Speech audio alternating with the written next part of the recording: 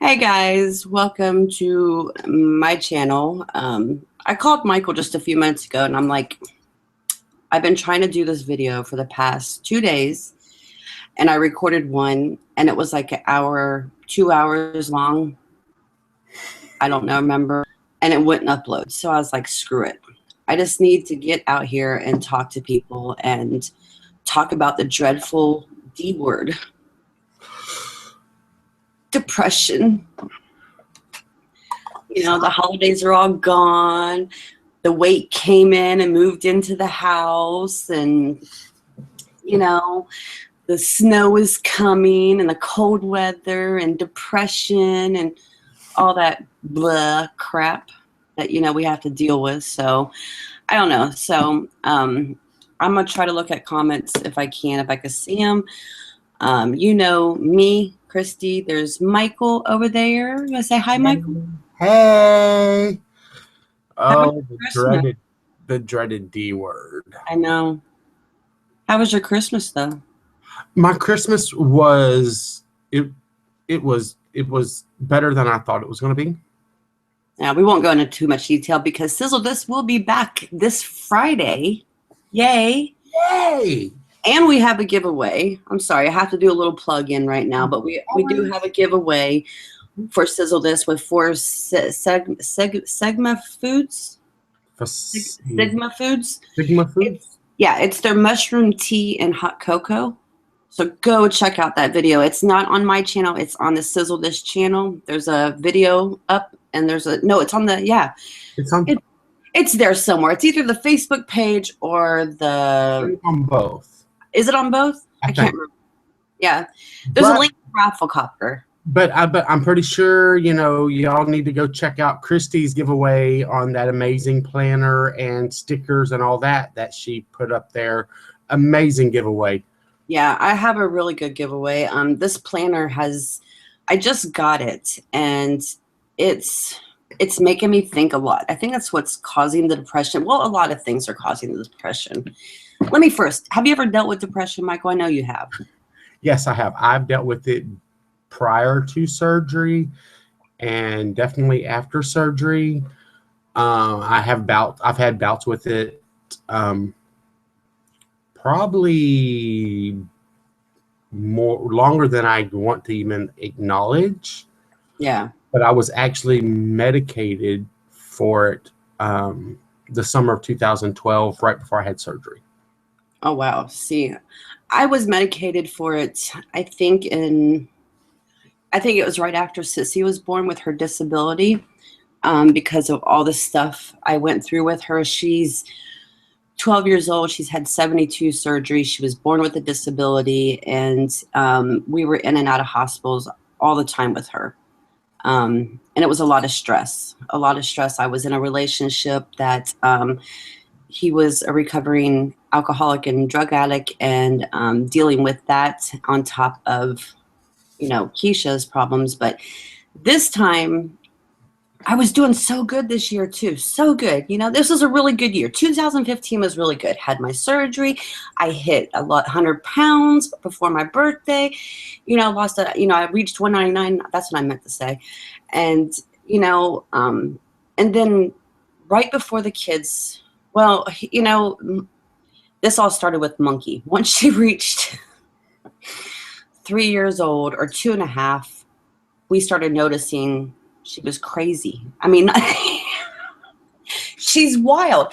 Even Mike was like, she's a baby. She's just cute. She's doing fun things. Oh my God. She is wild. I don't know if it's because I am in my 40s and I'm a mother again, you know, with a little child. I don't know if it's that, but I have just been really depressed because it's like she cannot be still.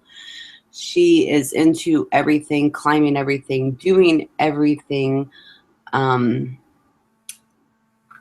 stuff. And then I'm depressed about just, you know, financial stuff. There is depression. It's a mixture of things. It's all about life right now. And it's like, I don't know. I just feel like I'm going into a dark place. Me and Michael had a talk earlier this week.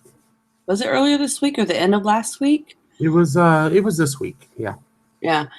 And I know I expressed to him that I was just in a very dark place. And I was scared for the feelings that I was having because the feelings were so negative. Yeah, because I told Michael, I said, I just feel like getting in the car and going and not coming back. Just running away from the kids, the life, everything. That's just the way I felt. Mm-hmm. And it's hard. It's hard. It is very hard. I mean, I know that I have had those times before in my life. Recently, recently, but not recently, if that makes sense. Right. Within the past 3 years, yeah, I've wanted things. It's just, it would be easier on me and everyone else if I just walked away. Right. And that's what you feel like doing sometimes. And then it's like, it's not fair to, do that. And then you're just stuck there and you're just thinking. And I know the wintertime, okay, I've read that the wintertime brings on depression because there's less sun. And I promise you, Michael's not getting undressed, guys. No, I was shutting my door. Well, they know what to expect with you. Come on. But I know the wintertime brings depression because the less sun, you're not outside as much like you are during the summer, spring, and fall. And I read research that take extra vitamin D, that will help. I did get some extra vitamin D in me, and I could tell just a teeny little weeny bit. They also say get a happy light. Yeah, I've heard of happy lights too. Actually, I think somebody else in the community, I can't remember who, was talking about. I know Melissa has one or has talked about one in the past. Melissa Reed. Oh, Mama Mia. Mm-hmm. Yeah, I've never seen them, or I've heard of them. I remember them talking about it, and I can't seem to get onto YouTube on my phone. So if you could see it, Michael, let me know. Right.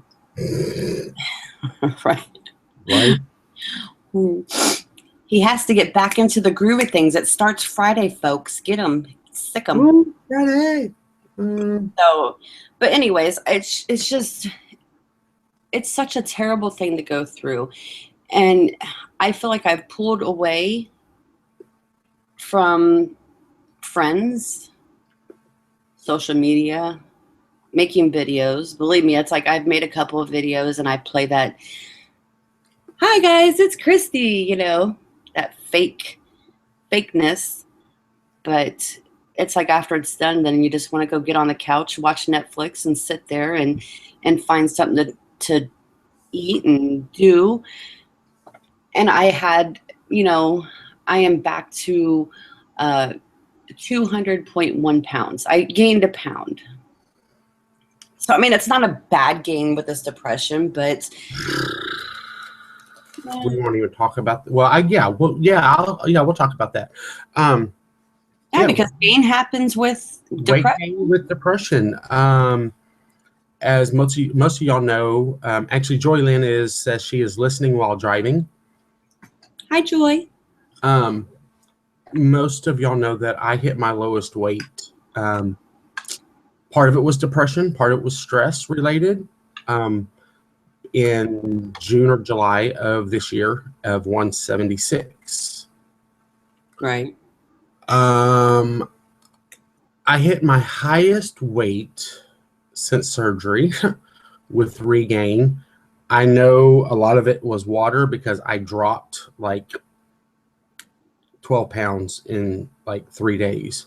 Oh, wow. But I saw 220 on the scales last week. Well, actually, it was Monday. Oh, wow. So I know a lot of it probably because I just traveled back from South Carolina, Myrtle Beach area, in Georgia and all that over the break.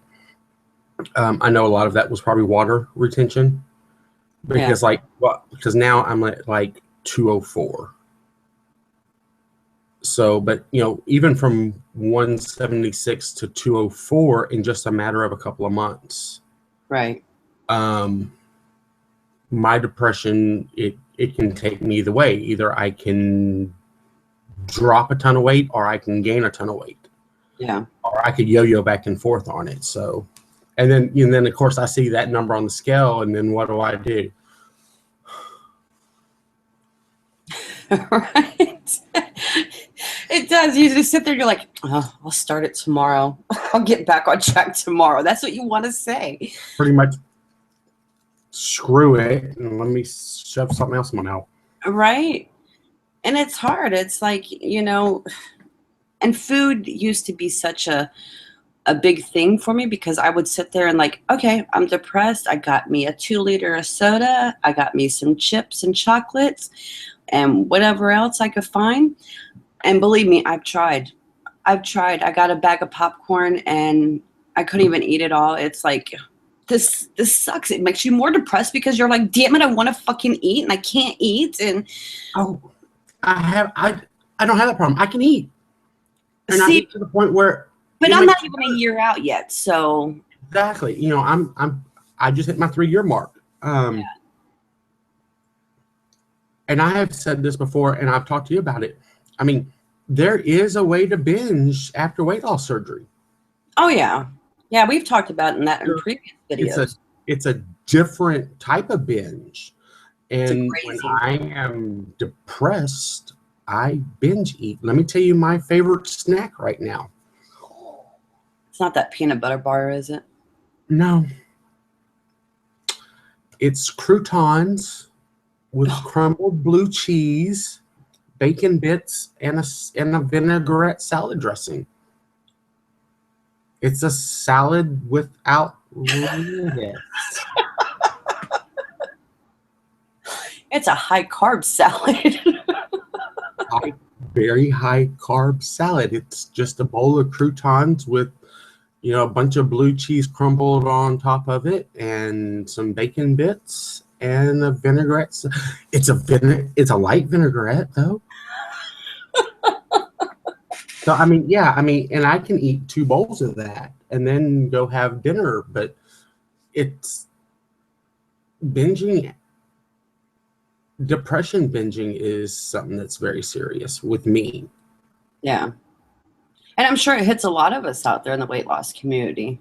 I mean, some of us that hit depression, we turn to maybe drinking. Some of us might not turn to food. They turn to drinking too. So, and I'm just going to take you off on a little tour. So please, I got to go get me a cup of coffee.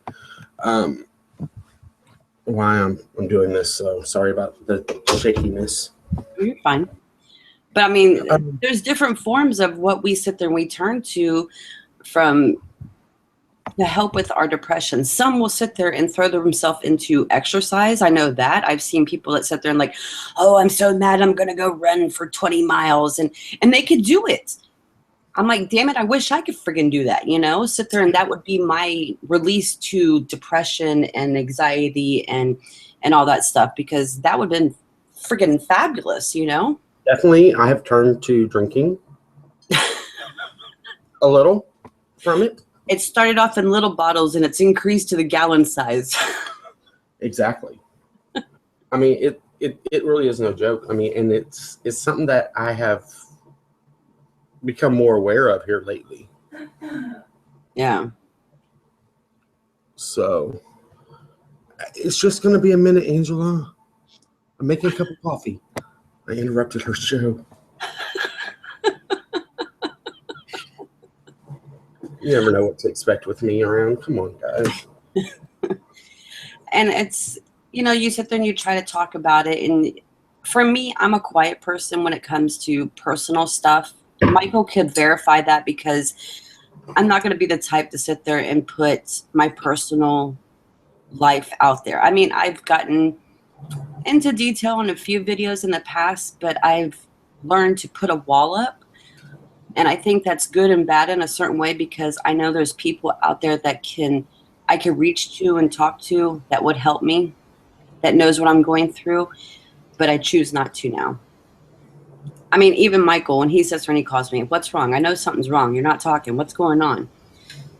No, I'm fine. I'm just tired. Yeah.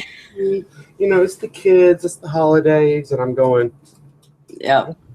I know that song and dance right there. Yeah.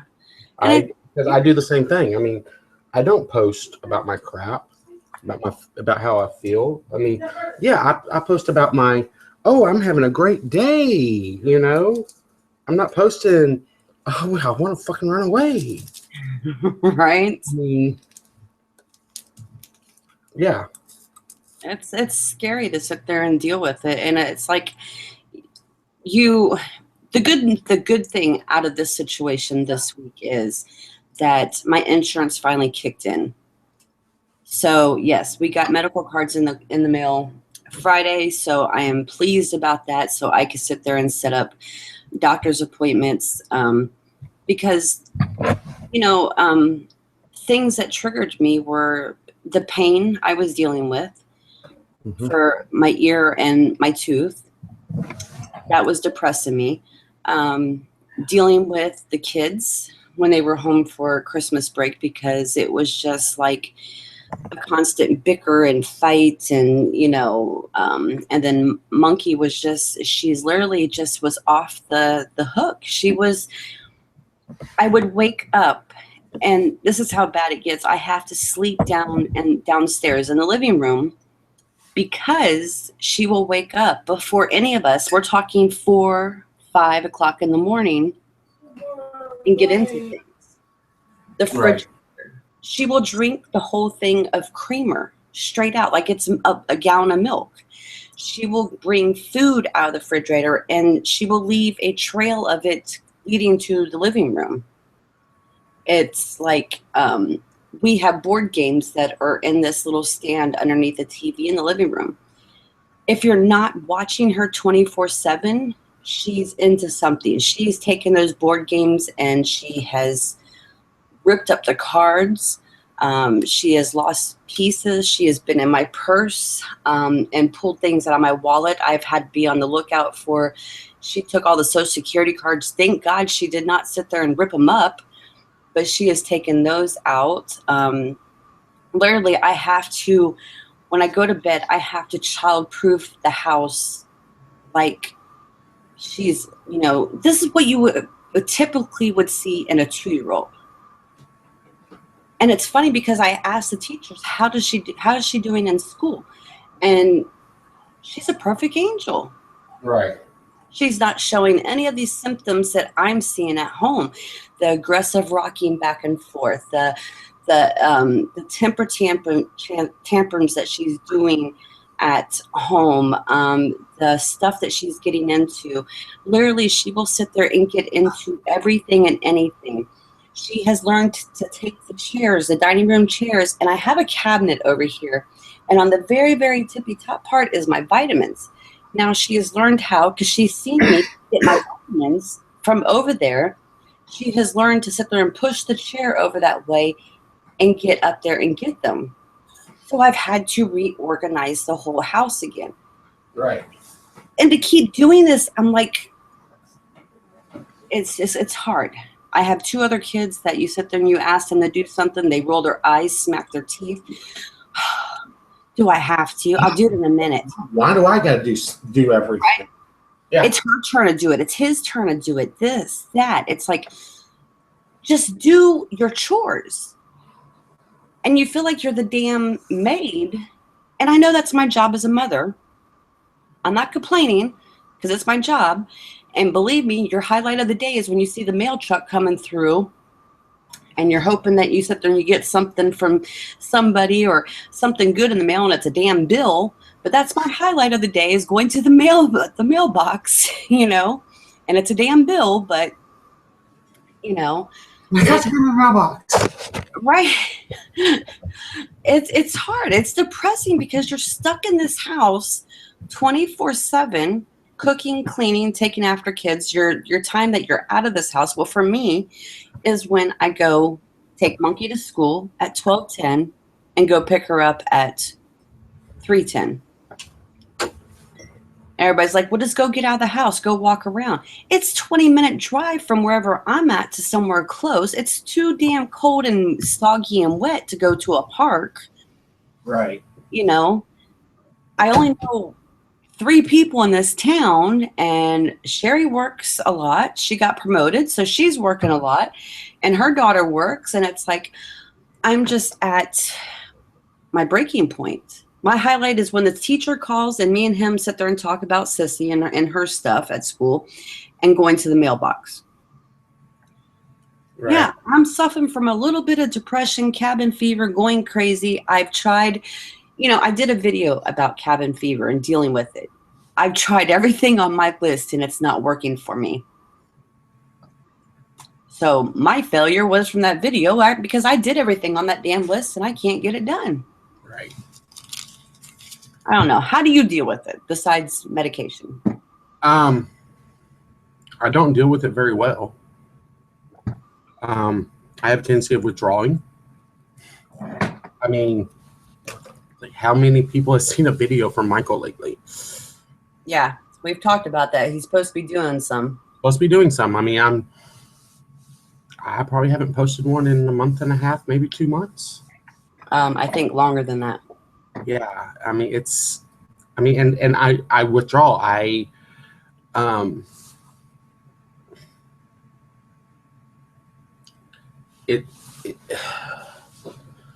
get moody. I shut down. I don't talk. See, that's another thing I do too is I'm real moody. Real moody. I mean, and like mood swings just like quickly just happen and want to throw something across the room or scream and yell and cuss and then someone asks me what's wrong. Nothing, I'm fine. And it's like my mom, my wife, they'll say, bullshit, you're not fine. And then it's like, angry and just snapping, flipping shit over nothing. Yeah. And like not even remembering why I did it. I'm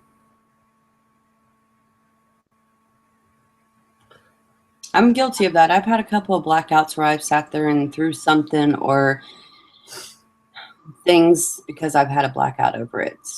Threw the Christmas tree across the room. Recently? Yeah. Don't remember what we were arguing about. It was something stupid, something small, but and it's all, and I don't know why I'm having depression issues again. I don't get it. I don't know. With job, I've had plans to go meet up with people. No one knows why depression comes and goes. Yeah. Or it really doesn't really go. But am I on medication now? No. Did I stop taking my medication? Yeah. Oh, I'm fine. I don't need that no more. I think we're all guilty of that. Yeah. I mean, I know when I was put on my medication the first time,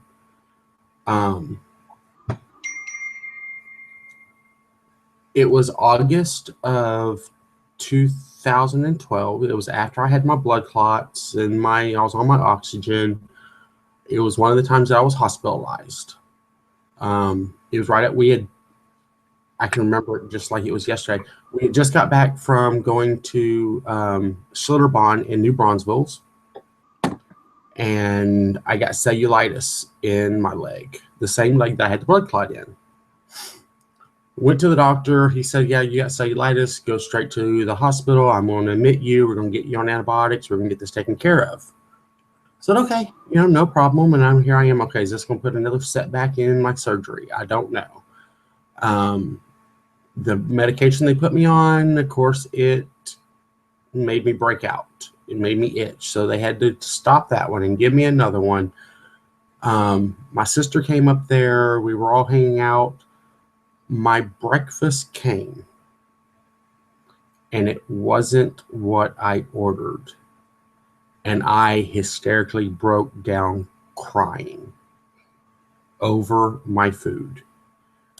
My sister looked at me and looked at my wife, and they said, "Nah, this is not Michael. There is something going on." And then that's when they put me on my first bout of depression medicine. Yeah. I mean, and yeah, it works great, but it's like another flipping pill to take. Mm-hmm.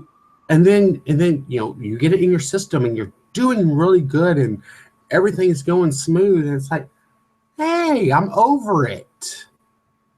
I don't need that. Yeah.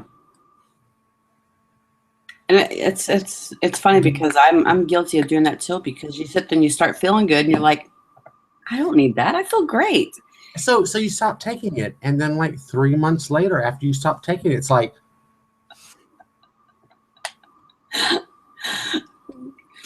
and it's funny because I just started taking classes, going back to school. So I'm taking right now, it's personal nutrition, and we were talking about this in class because, the nutrients in our body and stuff, and then what we sit there and we lose as we get older, and then we have to sit there and medicate ourselves to sit there and pick up this stuff, and and it's like, it's a chemical balance that we all go through.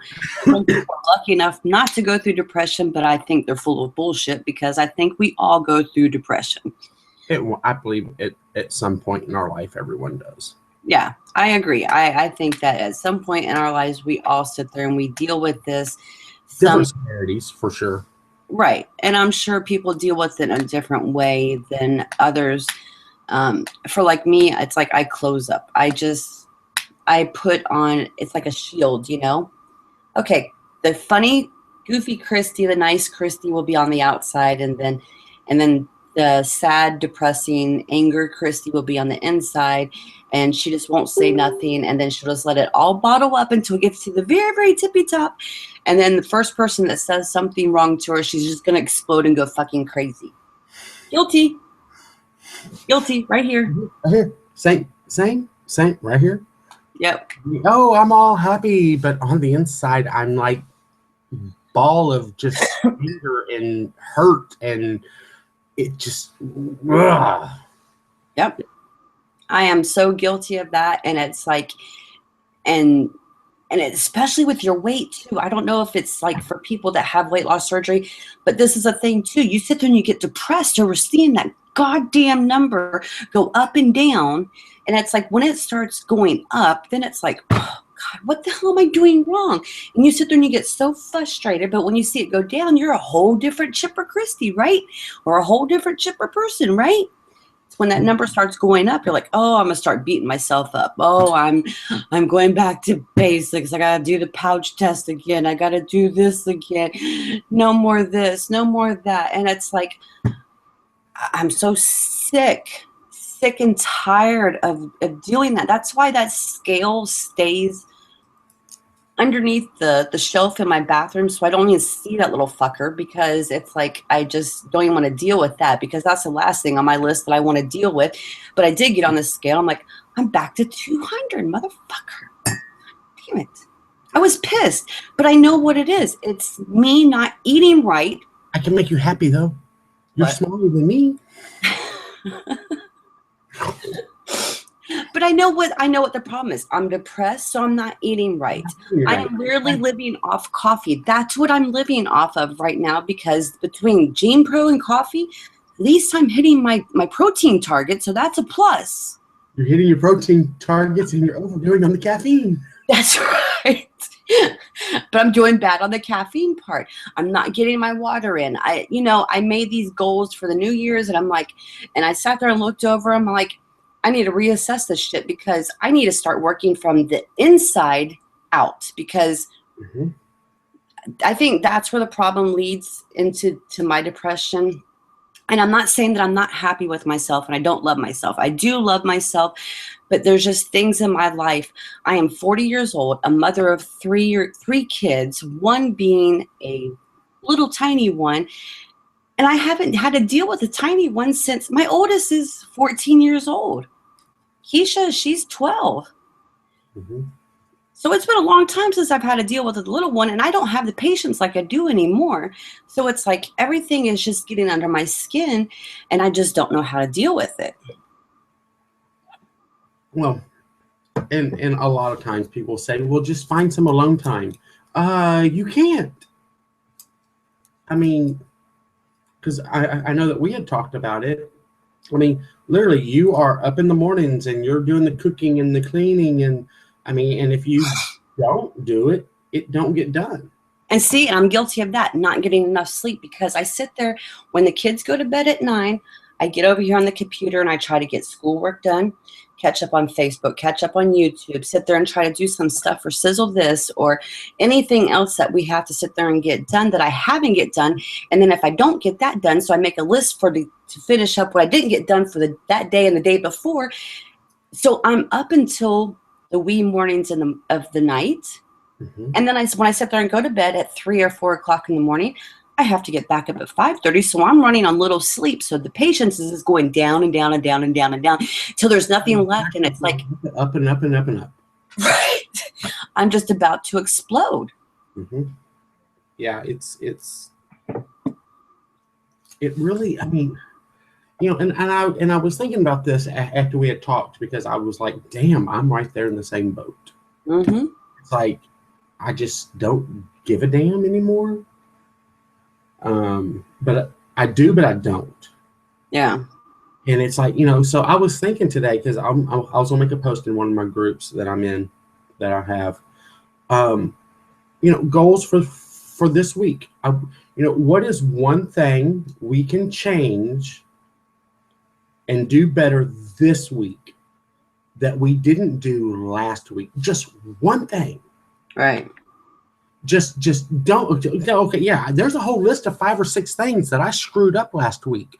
Yeah. But find one thing, one of those things,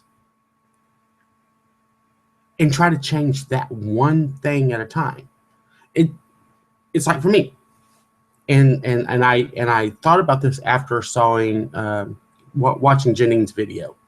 Oh, that hit home to me today, man. I have not taken vitamins in months. I have not popped a vitamin in my mouth in months. Since you moved into the new house, is that right? No, I have. Since we moved here, I bought a whole bunch of vitamins, and I got them all right there in the medicine cabinet. I got AM vitamins and PM vitamins, and you know, just easy to grab a pack in the morning and then a pack when I get home at night and eat some vitamins. But I don't think about it. I think we're all guilty of that. I don't care who. Right there. I mean, I take a blood thinner shot every single night, or I'm supposed to take a blood thinner shot every single night. I actually looked at it. I've got a month's overstock of medicine. From where I missed a day here, I missed 2 days there. You know, so it's like, and all that is part of the depression. It's like, you know, I get forgetful because I just. Mm-hmm. So, you know, my one thing that I want to change. Actually, there's 2 things. I'm gonna step it up. I'm changing 2 things for next week. I'm taking vitamins every single day. And I'm going to try to drink at least a bottle of water. Have I drank any water besides coffee or a flippin' Diet Coke in a month? No. I know. Not at all. Water intake? None. No Crystal Light, no tea. It's been coffee or Diet Coke. Yep. See, mine's like, I did have water today, but I'm guilty of it myself. It's like I'm so tired of taking my vitamins. Not that I'm tired. I know I need to take my vitamins, but it hurts my stomach so bad chewing on those chewables that it is making me sick to my stomach. Literally, my stomach is talking to me. And some of that could be, you know, your body knows when you're depressed. Your insides, my stomach, my sleeve, whatever you want to call it, it can be batshit crazy during a depression bout. Yes. It's like either fill me up or like, fuck yeah, I'm not going to eat. I was reading that on a bariatric website, and it says that when your stomach starts making all these crazy rumbling, growling, tumbling sounds, it could be either from, constipation, vomiting, or it can lead to from stress. And I was like, well, what the hell? Because my stomach has been talking to me for the last 3 weeks, and I can't get it to shut up. Same here. I mean, I'll be sitting there in my chair, and like Angela will look over at me and go, "Do you got a flipping alien inside you?" Yep. I was like, "Yep." It's just loud and rumbling, and it's like, and it's stress. It's depression. It sucks. It sucks. I mean, yeah, let me go get in my truck and drive as far as I could. Damn, I might get to the end of the street if I run out of gas. I'm going to see if we got any comments. Who's watching us? Yeah, I was trying. Joylyn says that she's listening while driving. Oh, Pugsy Papers is in here. Hi, honey. She said, I'm guilty of that, and then more to try to keep it in. And worst you feel, the worst you explode. That is so true. Yep. She says, I'm going to make some break that ducking scale stickers. Oh, she said fucking. Fucking autocorrect. You need a pill to help you forget about forgetting. Amen. That is true. Yeah. But I'll forget to take But I'll forget to take the pill about to help me forget about forgetting. See, I'm guilty of it. I even put the pills next to my coffee maker. Well, I used to, but can't do that no more because monkey. But I used to put them there. Do you think I would remember? Nope, but I sure the hell remember my coffee. Exactly. I mean, put your pills wherever your Gene Pro is. I'll put it inside the container. There you go. Every day, you fix your little snack-sized baggie with your vitamins in there. You stick it in there with your Gene Pro, and it's like, oh, well, hold on. But I can see what would happen. Let me move this crap out of the way so I can get food. And then just put the lid back on. I'll say who put it out. I'll take that with my next coffee. It's bad. It's just depression sucks. And then it's like realizing that you haven't talking. I can't even talk. It's like, okay, like when was the last time we had a conversation? And then it's like, damn, I don't ever talk to no one no more. And then I get depressed because we don't talk. And I mean, before I started this new job, damn, I was on my phone like all day, all night. More than I want to admit, talking to Christy, talking to this person or that person. And it's like, I get this job and I love it and it's great. But, I get home at night and, I'm busy with the kids or cooking dinner or watching TV. And it's like, I don't get to talk to no one no more. And it depresses you. I know. Oh, yeah. It's like, I think a lot of my depression is, I don't know. I really can't pinpoint to say what it is. I just know that I need a way to vent, get it out, do something. I mean, if it wasn't so crappy outside, I would go take a walk, or I would sit there and get back into maybe doing some crafts if I could sit there and get to the basement and get it out. But, there's so many things that sit there and stop me. There's money that stops me. There's kids that stop me because literally I only have 2 hours a day to sit there and have that free time because that's when she goes to school. So I have that little break. But what do I do in between that 2 hours when I'm either taking classes, doing my classwork, or, if me and Sherry have to get a soap or lotion or our wax is done, that's when we do it. And Sherry's even been over here from morning to night staying here, and it's like it's just nonstop. It's literally nonstop in this household. You know, between the time the kids get home, you know, the monkey gets home, you know, Gary gets home, you're cooking, you're cleaning, getting kids baths, everything else. It's like you're just mentally and physically exhausted, and you're so tired and you can't wait for them to go to bed. But then once they sit there and they go to bed, you're like, shit, I got to sit there and get this done. So then you're staying up all night, and it's just a vicious cycle that's starting all over again. And that's what's just causing that buildup that you want to sit there and explode and go crazy. Yeah. And you just don't know how to deal with it. I don't know how to deal with it personally. I don't. I don't. I mean, anyone and I know has I've been moody. I know I've been moody to people, and I apologize for it. I really do. But it's depression. I don't know how to fucking deal with it without being medicated. And if I would take my damn pills. Yeah, and you know, I'm guilty. I mean, go ahead, talk. Yeah, you know, I'm definitely guilty of being the moody bitch because of the depression, and you know, hurting friendships or even pushing people away. It really sucks. I mean, I'm dealing with that right now. But and nobody knows what to sit there and do for you, because they sit there and they try to help, or you'll get people that will say they ask you, oh, what can I do to help? And it's like, you can't help me. You don't know me. You can't help me. Well, see, that's the thing, because you're like, I don't know, I'll do it, because you're not going to clean my house the way I want it to be clean. You're not going to do what I want, how to be done. You're not going to cook it the way.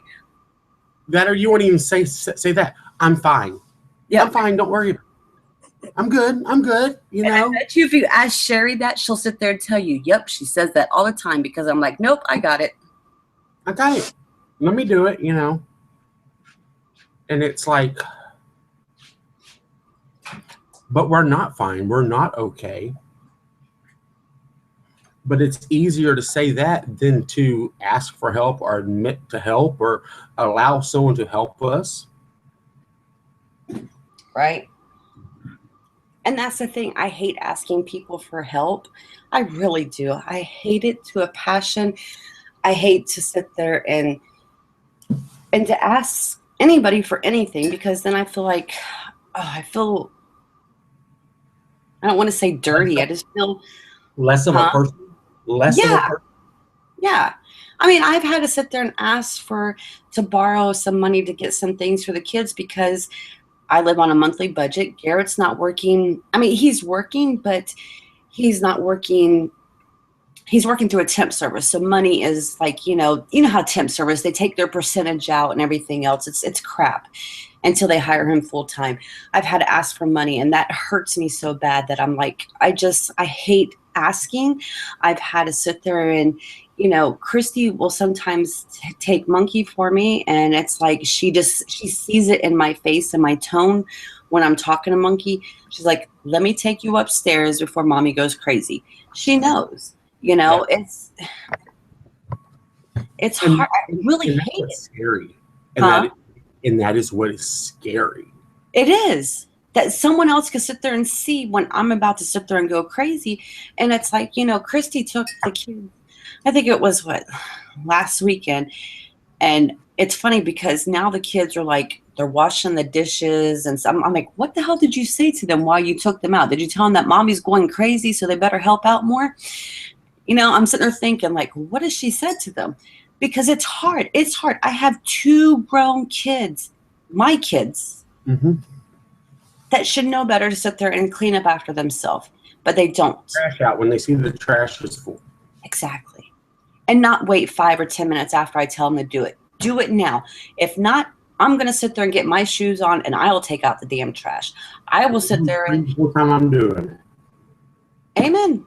And it's frustrating that they can't just do it. And it's like kids are so wrapped up in their social media, their games, laziness, just pure laziness. And my kids are good. They're well respected. They're good kids. But when you sit there and you tell them to do something, it's like pulling. Yeah. Oh yeah. the rolling of the eyes, the smack Why, on the lips. You want to sit there and smack why them. you can't just do it? Mm-hmm. Oh yeah, I mean like my son today. You know, I said something to him, and he wanted to smart off me. Don't talk to me like that. Who are you talking to? Because I know you ain't saying that to me. Oh, he told you that? He told me that. He said, don't talk to me like that. It's like, where do these kids these days get the balls? I mean, if I would have ever said that to my parents, I wouldn't be sitting here right now. Right. I would have been killed. I was talking to somebody about that, and it's like because they were like, they let their kids walk all over them, and I hear them sit there and their kids are talking to them like they're an adult, or their mouth talking back to them, to their mom or their dad. Mm-hmm. And they were talking about it. It's like, there's no way. My mom used to walk around with a damn wooden spoon and spank our ass. You know those big old ping pong paddles that had the ball on it? Oh, yeah. Yeah, that ball was gone, and she'd walk around with that damn paddle, and we'd get our ass beat. You don't talk back to your mother or father. You do as you're told. You don't sit there and listen into adult conversation, you know. And I can't stand to sit there and see a kid sit there and talk back to an adult, because it's like, are you fucking serious? And the parent just lets it happen. It's like, oh my God, no. Mm-hmm. And believe me, my kids know when I have this crazy look in my eyes and they're sitting there, they say something to me, they know. They're like, they start backing up into the wall and stuff like, okay, watch out. Here comes mom. Oh, well, not mine. Oh, mine, no. my middle, I mean, my youngest, I mean, he'll be 18 on this month. Oh my God, he'll be 8. He wants to do the whole, I'm big bad and I'm going to bow up at you. Oh, I'm bigger and badder than you. I'm an adult now. And it's like, oh my God. And then, and then all of that, dealing with all that, depression even more. Mm-hmm. It's like, because you can't just bop them in the mouth. No. You can't just, take your belt off and spank them like I want to do. I mean, because, my parents did that to me. Yes, my parents used to belt on me. Yep.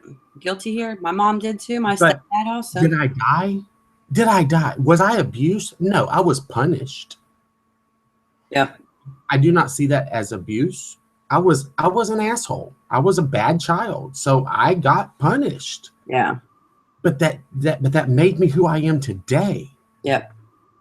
I think so many parents are afraid because they teach kids in school how to call children protective service. But listen to this. I had a cop, because Jay, when he was about, I think, 7 years old, he was hanging around a little badass crowd in Florida. And they sat there and were doing the slingshot and throwing rocks at the ice cream truck. So it went through. So the cops got called and everything else. And the cop came to the house. And this is what he said to me. He had the boys sitting there. He's like, if I was your mother, he said, I would take you in that house and I would beat your ass, spank you. And he's like, he goes, and the boys are looking at him like, oh God, what's this cop going to do? And the cop looked over to the kids and he said, look, he said, your mom has the right to spank you. She said she could sit there and beat your ass, but the only thing that she can't do is, can't beat you with a damn metal pipe or a baseball bat or something like that. But she has the right to spank you. So don't be calling me when she spanks you. Mm-hmm. So it's like, I told my kids, I said, see, even the cop sits there and said, I have the right to spank your ass. And I believe in discipline and structure and with kids. I don't like to sit there and see the kids running over adults or parents, because it's not right. And that's one thing. I mean, yes, my kids are kind of running over me right now because I am taking over everything in the household, but it's just because I'm going out of my fucking mind. Right. If I don't, I can't sit there and be still and watch a house get destroyed and wait till the last minute to clean a house. I can't. I want the house to stay clean all day long. It's the less I got to do. And then that's where I'm at. It's like, Yeah, screw it. I Yeah. don't, whatever. I mean, I look at my room right now. It's like it's atrocious, but it's like, oh well, I'll do it tomorrow. Yeah, but you've been on the go and so busy too. You have literally, since you moved into that house, you have had nonstop with, I've, it's been nonstop. I've had two big trips. yeah. February, April, I don't know, October, and then just here at the end of December. I went to Virginia for a weekend. I went to Myrtle Beach for a weekend. But it's like, Or right when you moved in there, you had Dennis there too, right? So it's like you have not. Dennis is here in August. So Michael hasn't had time to sit there and stop and. Yeah, and then it just piles up, and it's like, I'll just have another cup of coffee. Yeah, I think that's how it is because my feelings are like that. They just sit there and pile up and pile up, and I just pile up, and yeah, it's you just don't know how to sit there and handle it. I really don't know how to handle it. I don't know how to handle some things. I get frustrated on posts from people I see or videos that I watch. I don't never sit there and give a thumbs down or a negative comment. I really don't. I keep that to myself, but I see certain things on the internet, and I'm not saying they're from weight loss people. They could be from any person that I'm watching that I'm subscribed to. And I see things and I'm like, are you fucking serious? Really? Are you that stupid? What? You fucking idiot. Right. Oh my God. And it's like, in a way I deal with it. The way I bottle the depression up even more is I reach out, I go to people who are reaching out to me. And I was like, okay, yeah, well, tell them everything's gonna be okay. This is what, do this, try this, be the helpful person.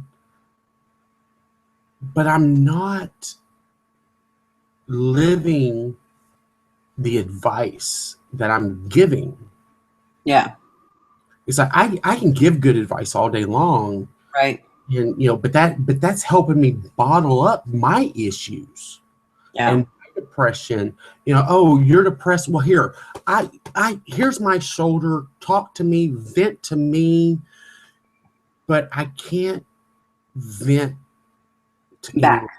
I can't vent back.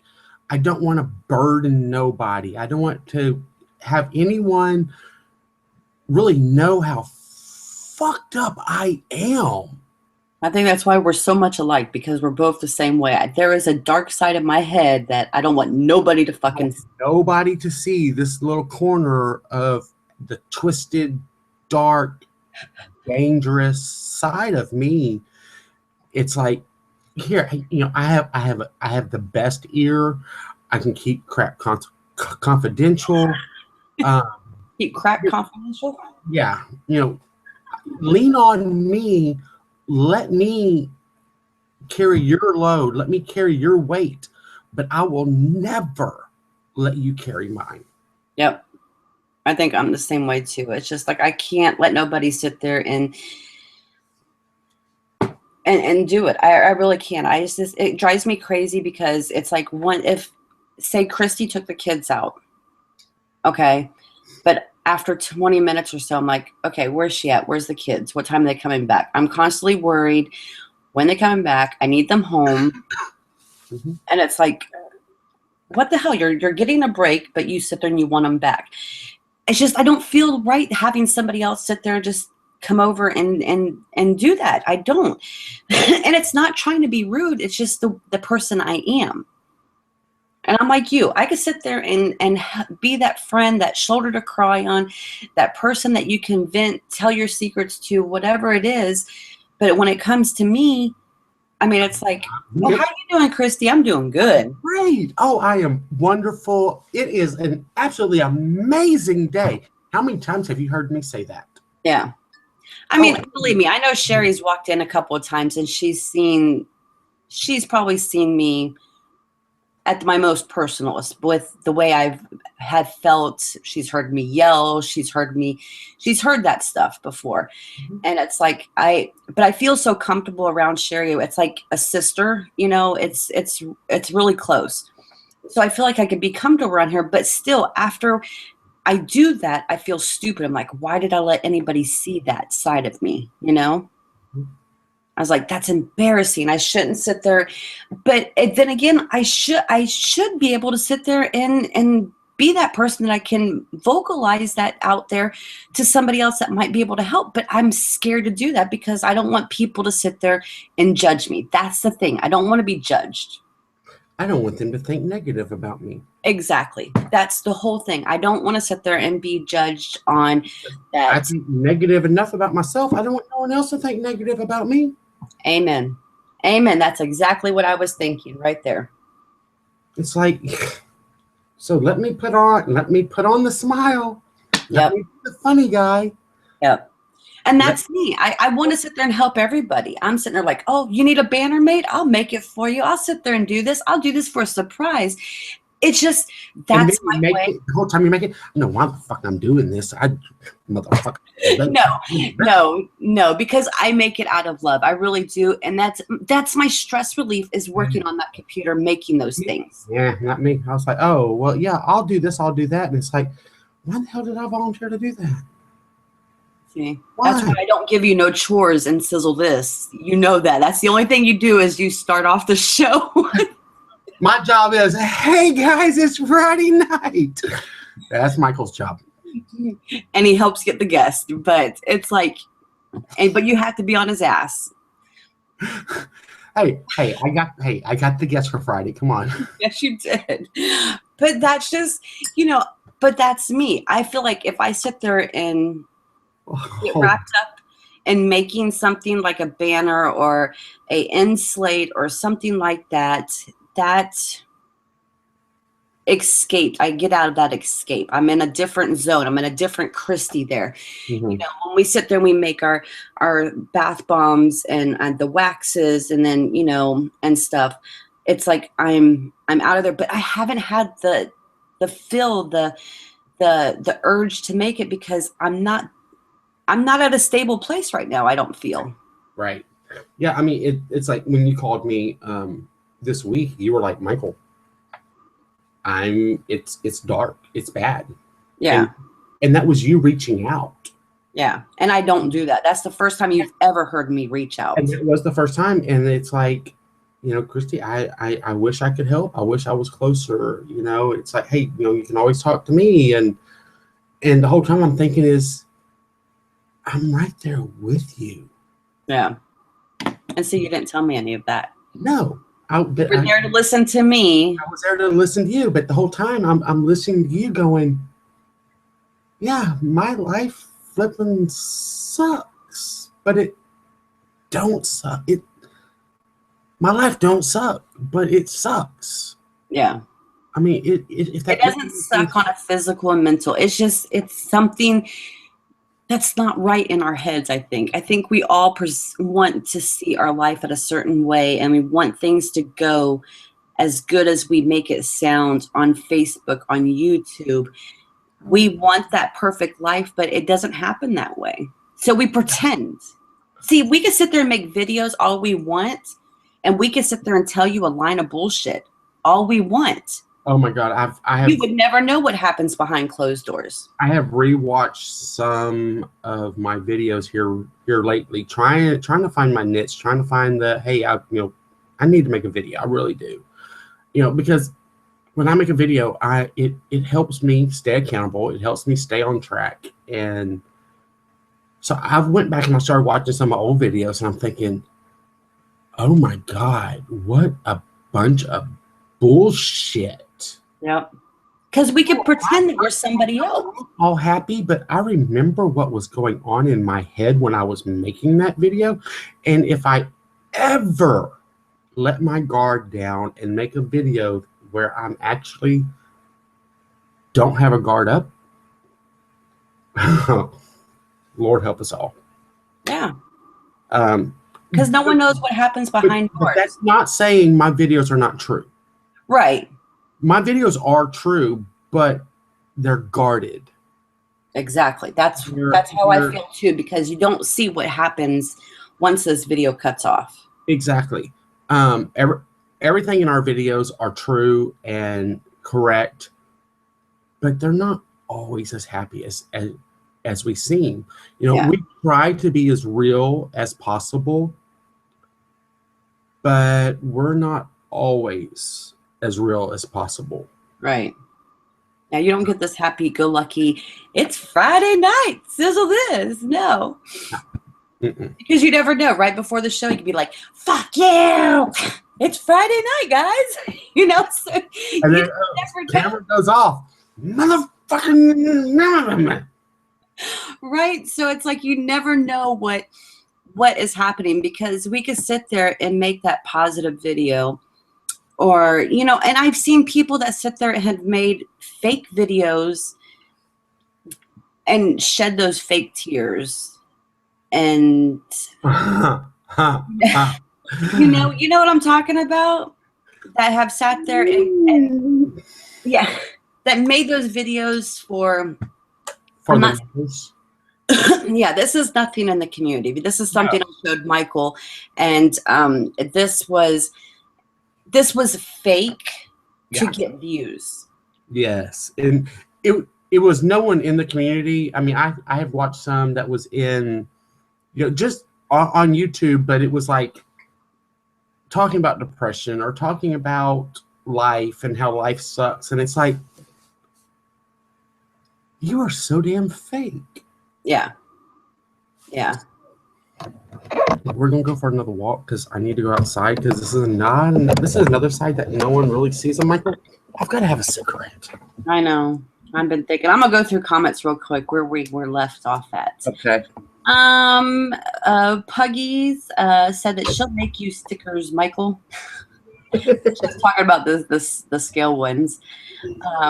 She said she'll make you stickers to help you remember for your vitamins. Are you gonna help me remember to put my sticker somewhere? Or have to find him a planner. Sherry's here. Sherry. Puggy says depression sucks, and those who don't have it don't understand. That is true. I mean, but I think everybody has it. Everybody has some form of depression. We all handle it differently, for sure. Yeah. Alicia says she's watching. California 1964 is here. She said, I would tear my children up if they tried me. Oh, nope, I don't play that. Oh, yeah. I hear you, girl. Puggy says, I see that so many times parents want to be their kids' best friends, and they don't discipline when they have this since they're since they don't, you know, parents just don't discipline. I don't even know where my glasses are. Kelly said, got my ass tore up. Mm-hmm. Puggy said her too. Alicia said we got shallows thrown at us, aka shoes. Oh, shoes. Oh, yeah. I remember my abuela used to throw shoes at us too. Mm-hmm. California said, yep, I got flip-flops thrown at me and I had to throw them as well. Said Kelly says, yep, Christy, me too. I hate me mean side. I'm always so dang nice. Yeah. I'm too nice at points. I think I get taken advantage of sometimes. I'm a normal. Yeah. She said, but my dark side, they can go there real quick, but it takes a lot to get me there. It used to take me a lot to get there, but it doesn't take that long now. It's like I can You have so much bottled up. Yeah, I think that's what it is. If once I get that tension relieved, so. And God forbid someone, you know, I have a box. I file everything in a box, and it's when someone cracks that lid on the box, like Pandora's box, huh? Watch out, because the demons are coming out, and shit's gonna fly out of my mouth that I don't mean to say. Yeah. And I say shit because I know what will hurt you. I know what will hurt someone. And those words will come out. And it's not, and I don't really mean it. Yeah. But, and we do things like that, and we don't mean to sit there and hurt people, but it comes out that way. And it's like, but that wasn't me talking. That was my emotions. That was the dark side of Christy talking, you know? Yeah. And someone had told me, and I got in an argument about it, if you don't really think that, you would never really say it. That's not true. I know what will hurt someone. I know what will piss someone off. And that's the mean Michael, the dark, hateful person that stays off in the corner that I don't like. Yeah. Doing it. I mean, I've lost friends this past week that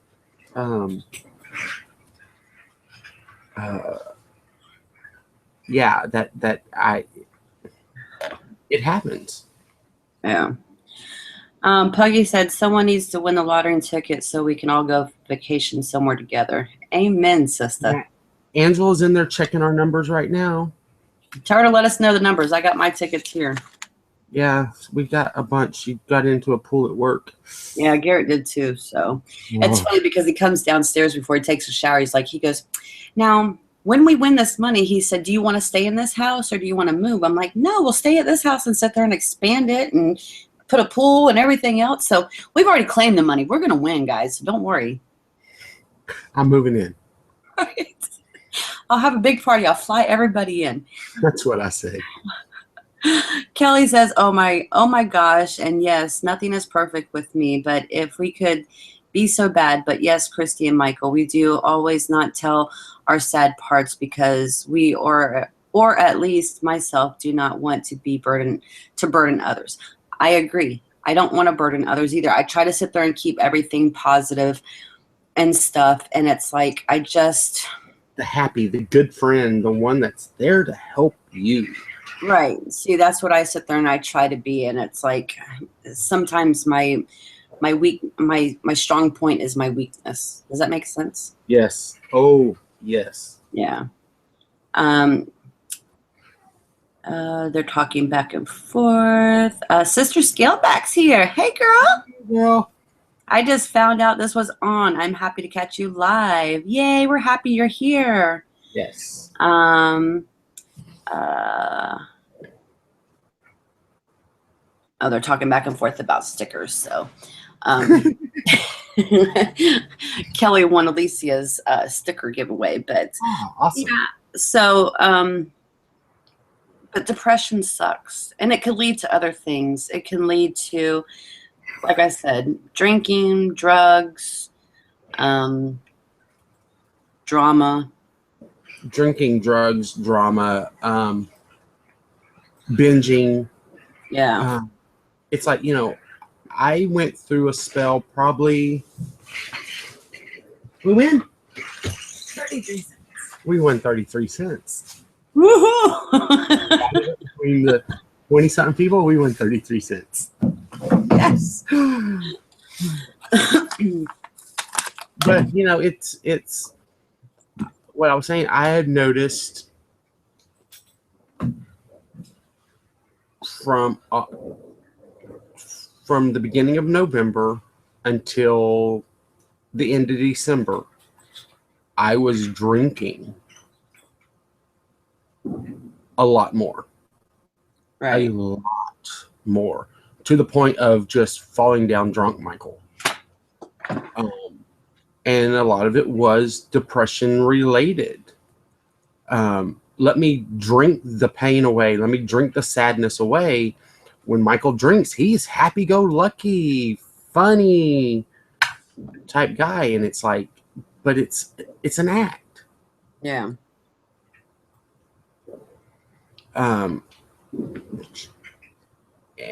I noticed that, to the point where, I was thinking about, I got up in the middle of the night, like at 1, 2 o'clock in the morning, and went in there to make me a drink, just to have a drink by myself. And it was like, wait a minute. That is a problem. Mm-hmm. That is not the coping mechanism that I want to turn to. So what I went to do, I went in there and made me a bowl of croutons and bacon bits and cheese and salad. But that's not any better. No. No. I was checking the numbers. I didn't win. You didn't win. Got one number. Sorry, guys. If I won the lottery, we were going to do the house and have everybody over. Oh, I like I was telling Dennis the other day. Oh yeah, I was going to pull my 10, 15 best friends, because you don't have so many best friends after you win. Right. And we were all going to go on a cruise. I was going to buy every single room on a ship, and just the 10 of us, we were going to run the flipping ship. We were going to have a blast. Yeah, not now. Maybe next time. We'll have to wait till WSLFA. But yeah, depression sucks, people. It's no fun. Mm-mm. I didn't know how to sit there. And like I said, I tried to make this video several times. I did like 3 videos and I kept trying to upload it. And it was like an hour to 2 hours long. And I was like, I called Michael. And it was like out of the blue. I'm like, you want to do a video? He's like, okay. I was like, okay, we're going to talk about depression. I was like, I'm in. Yeah, because and talking about it helps. It does. It brings it to the surface. It lets people know what we are actually going through. And in a way, it's us letting you know more about us. Right. What we're actually going through, what we're dealing with, when we're not the, hey, it's Friday night, or hey, this is my giveaway, this is my stickers, or whatever. It's showing just a little different side of us, our vulnerable side. Yeah. That we don't always show. That right. we never show on camera or on a show or whatever. But what I would like to know, and y'all could Facebook us or leave it here in the video, what are some of y'all's coping mechanisms for depression? How do y'all deal with it? How do y'all cope? Good or bad? What do y'all do when y'all are depressed? And I think this is going to be one of our topics. Yeah, I think this is going to be one of our topics and Sizzle this year too, is depression. Because there's a lot of us that face this. To be honest, I have been in the darkest sides, and I've never talked about this in a video. I have been to that spot where it was to the point where, why don't I just end it? I have a bottle of pills. Why don't I just take them? Yeah.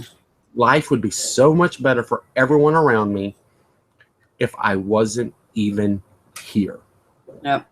I've thought that way too. Then I start thinking, I can't leave my kids. I can't leave my wife. I can't leave my wife. What would that do to them? That is being selfish. That is being chicken shit and taking the easy way out. So, I mean, you get there to that point, but I've never been to that point fully where I've actually, I have taken a handful of pills. I've swallowed them. I threw them right back up. Yeah. I've taken enough where I thought it was going to be enough. And this was probably early on. Me and Angela were probably married 3 or 4 years. And we had gotten to, I was depressed. We got into a big fight. I took a handful. I took a bottle of hydrocodone. I slept real good for about 15 hours. But I woke up. But that's depression doing it. Yeah. And if anyone out there is at that point, I mean, please reach out to someone. Yes. If you're at that point of depression where you want to take your life, or you're afraid you're going to hurt yourself or hurt someone else, stop. Reach out to a friend. There's 1-800 numbers. There's all kinds of stuff. Don't be selfish enough to actually do it, because that is being selfish. That's taking the easy way out and the chicken shit way out. Yeah. Instead of dealing with the problem. I agree. You think you're sitting there, you're going to resolve problems by ending your own life, but all you're doing is causing more problems onto your family, friends, everything. It's like, because I've been down that road too. I've taken the pills and thought I don't need to be here, especially after my brother passed away, because I thought it should have been me instead of him, because that was before weight loss surgery. And I always thought I was going to be the first to go because I was the oldest. So I thought I was going to be the first. But for me being a smoker, you were the obese, unhealthy. Yeah. I thought it would be me. And it's like when he passed away, it's like that's when my whole life changed with my weight loss and everything. I mean, I'm not perfect. I still smoke, but I can't drink worth shit now since I've had surgery. You can ask Michael that. So he told me I have to practice, but I can't. So, it's like my addiction now is coffee, and it's like that's the only thing that keeps me going. And it's in the depression. I have to learn how to reach out, and I'm slowly learning, because I reached out to Michael last week. He pulled it out of me, I guess. Well, you had. I broke down. I think that's what it was. You asked me if I could talk or something, or you just called or something. And I was like, hey, what's going on? And you said, nothing. Well, I said, no, what's up? And you were like, it's dark. It's very dark. And we talked, I was at work.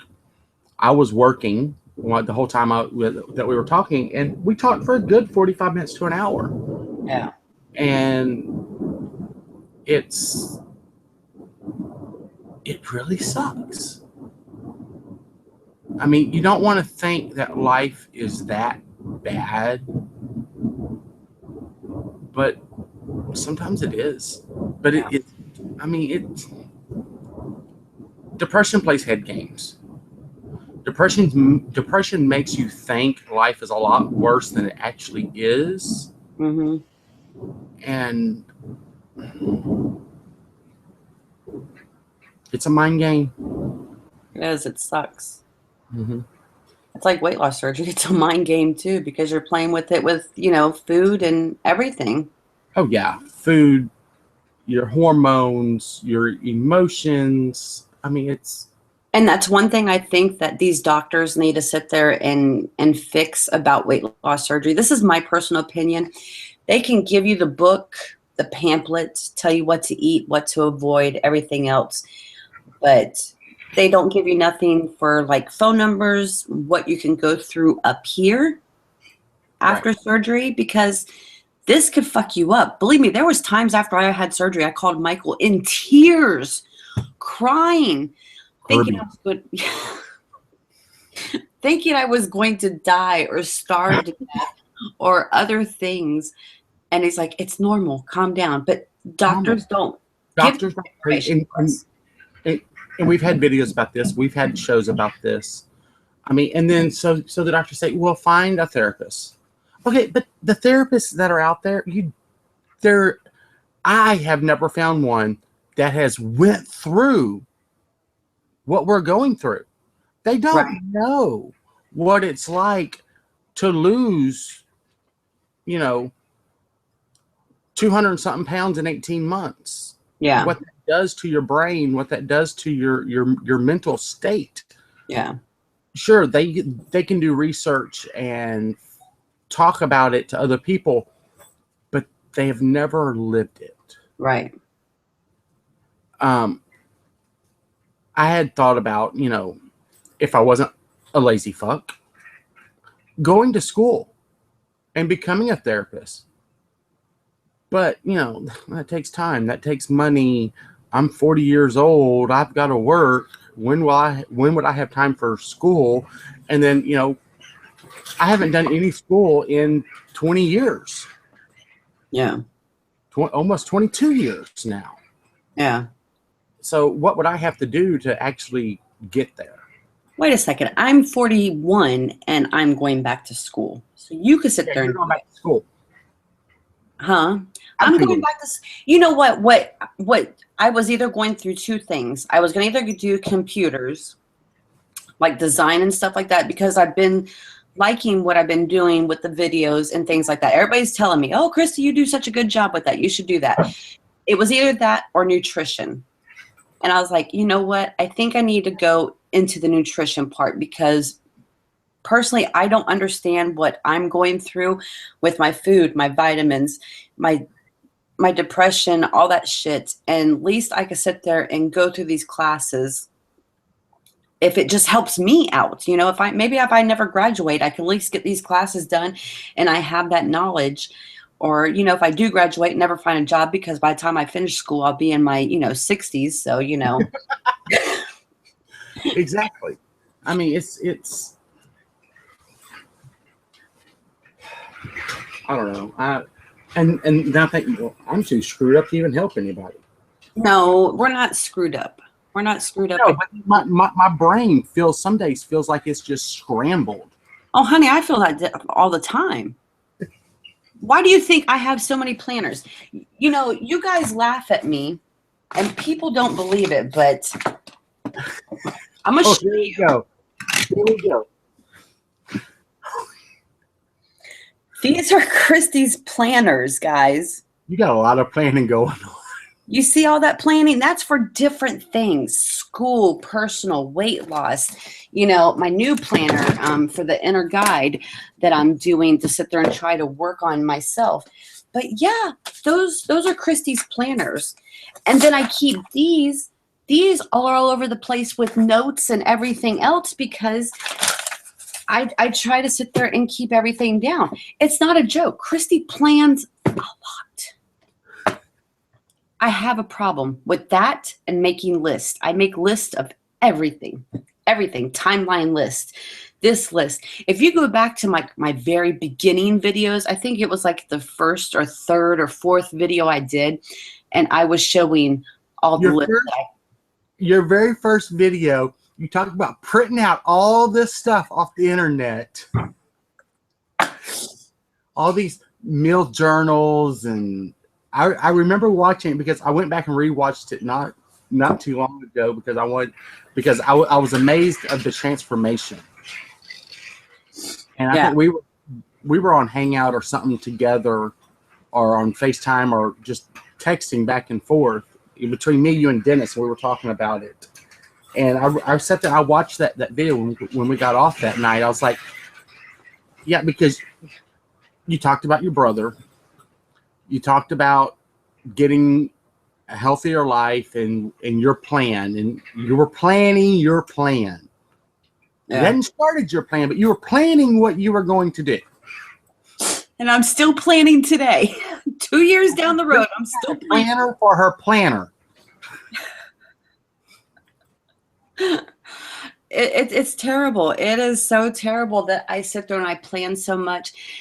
And to be honest, I don't look at I'll plan every Sunday. I will pull all these out every Sunday and plan them to the T, to the timeline, to everything from 5 a.m. to 10 p.m. I got it scheduled out. Okay. And then I leave room if I have to add more stuff in there. But do I look at those planners every day? Only one, my personal planner.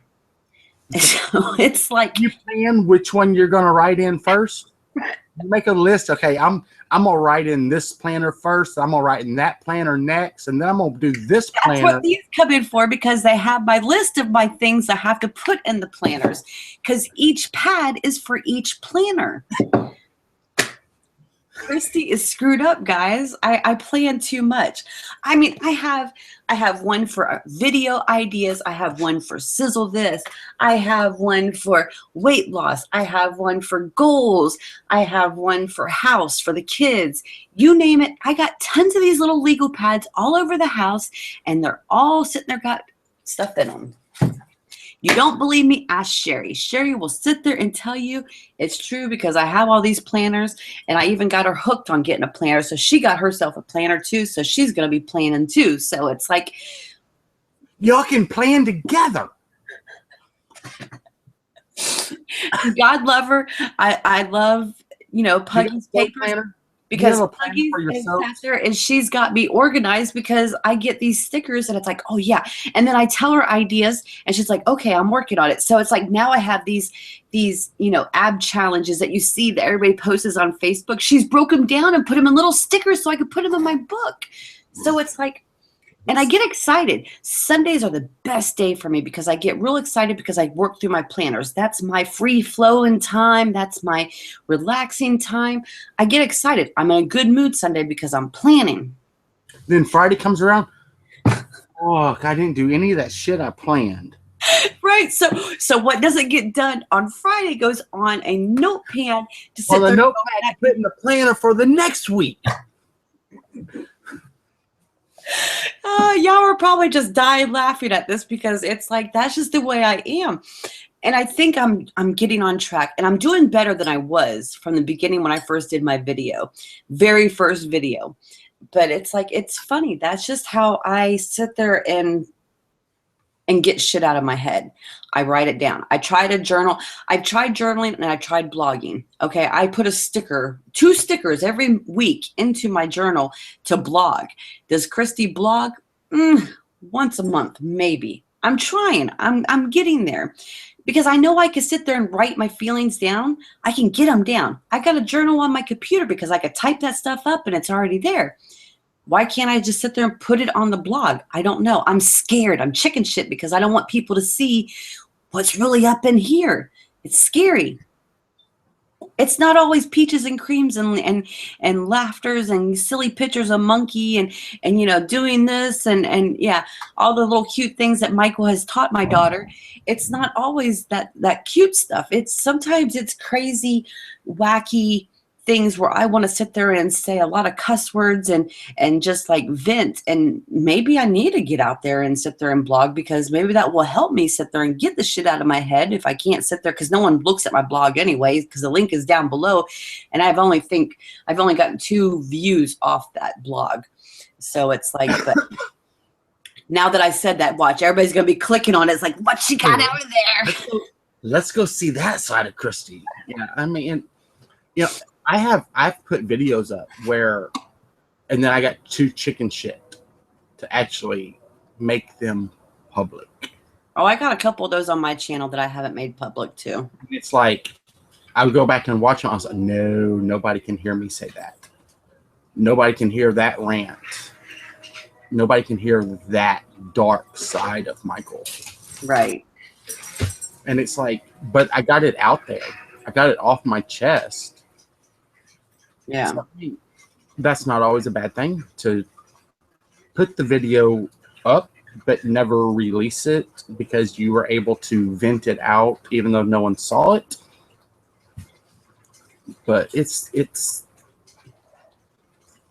I think, and I probably won't react to it or actually open up, but if someone asks me, hey, how are you doing today? And if I ever say, I'm fine, it's okay, I'm doing okay, I'm not.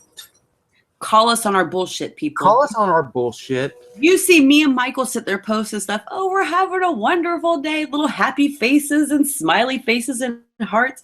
Call us on our bullshit. I dare you. I dare anybody that's watching this video that's on our Facebook page, you call us on our shit if we're sitting there not doing it. If we're doing it. You send me a private message. Hey, how are you doing today? How's it going? And if either one of us say fine, or just a one word, or okay, That's my famous word. Okay, I'm doing good. I'm doing good. That is, I can go through my messages now, and where someone has said, "How are you doing?" and I say, "I'm doing okay." 3 words. Bullshit. If I ever type just 3 words, so we're challenging you all out there that's watching us. call us on our bullshit. Call us on our bullshit. Make us talk this shit out. Yes, we have to talk this shit out. I'm gonna go through comments real quick because we got a bunch of them. Oh, here we go. Sister Scaleback says, when we were talking about, how everybody deals with depression, she said, I drank heavily back in the 90s, got away from the booze in the late 90s. Well, she drank heavily in the early 90s and got away from the booze in the late 90s. By turning to food in the 90s, got away from obesity in 2014 by having RY, and now I turned to bingo. Puggy says, I color, may sound strange, but it's helped me so much. I've heard of coloring helps.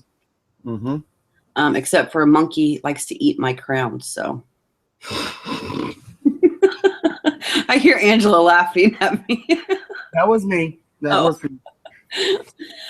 Sister Scaleback said, gambling has become my problem, and Michael, you need to watch It's a Wonderful Life.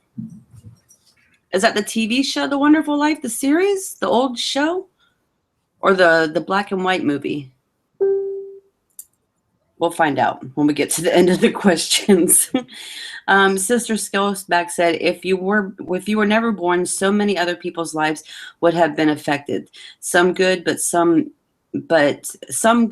many, many, many others would be negatively affected. Having pets is very helpful with depression. I don't know. I have 2 dogs, and they're a pain in my ass right now. Because one is a whiner, and then the other one, she wants to go outside, but it's so cold. She's not used to the cold weather yet. So they're just being. I got this one whining at me right now. Right? I mean, I love my doggies, but they're just being little whiners right now. Puggy said they can be very therapeutic for sure. Yes, that's true. They are. They're good snuggle buddies. Alicia said she needs to get a pup. Sister Scaleback said there is such uncontrolling love. It has to be scientifically proven to necessarily saturate in the brain. Did I say that right? Serenation in the brain increases the. I can't say the word. I can read it and I can see it at the tip of my tongue, but I can't say the word. We'll get back to that one. Back said, you're so right about the mental game after weight loss surgery, Christy. Puggy says, Alicia needs to get a dog. Puggy said, take classes online, Michael. Schedules with online classes could be flexible, which is true. True, it can be. But that goes back to the point where I'm flipping lazy. So her phone's giving her problems because she's saying different words, but I'm figuring it out. Puggy said that she loves it, Christy. I guess she was talking about my stack of planners. Sister Scaleback says, I have planners too, Christy. I'm great at making plans, but not so good at keeping those plans or following through. Guilty. Puggy says, I have list of lists. Guilty. Puggy said that she will totally call us on our bullshit. And then Sister Scaleback said the old black and white, It's a Wonderful Life. That's such a good movie. It is.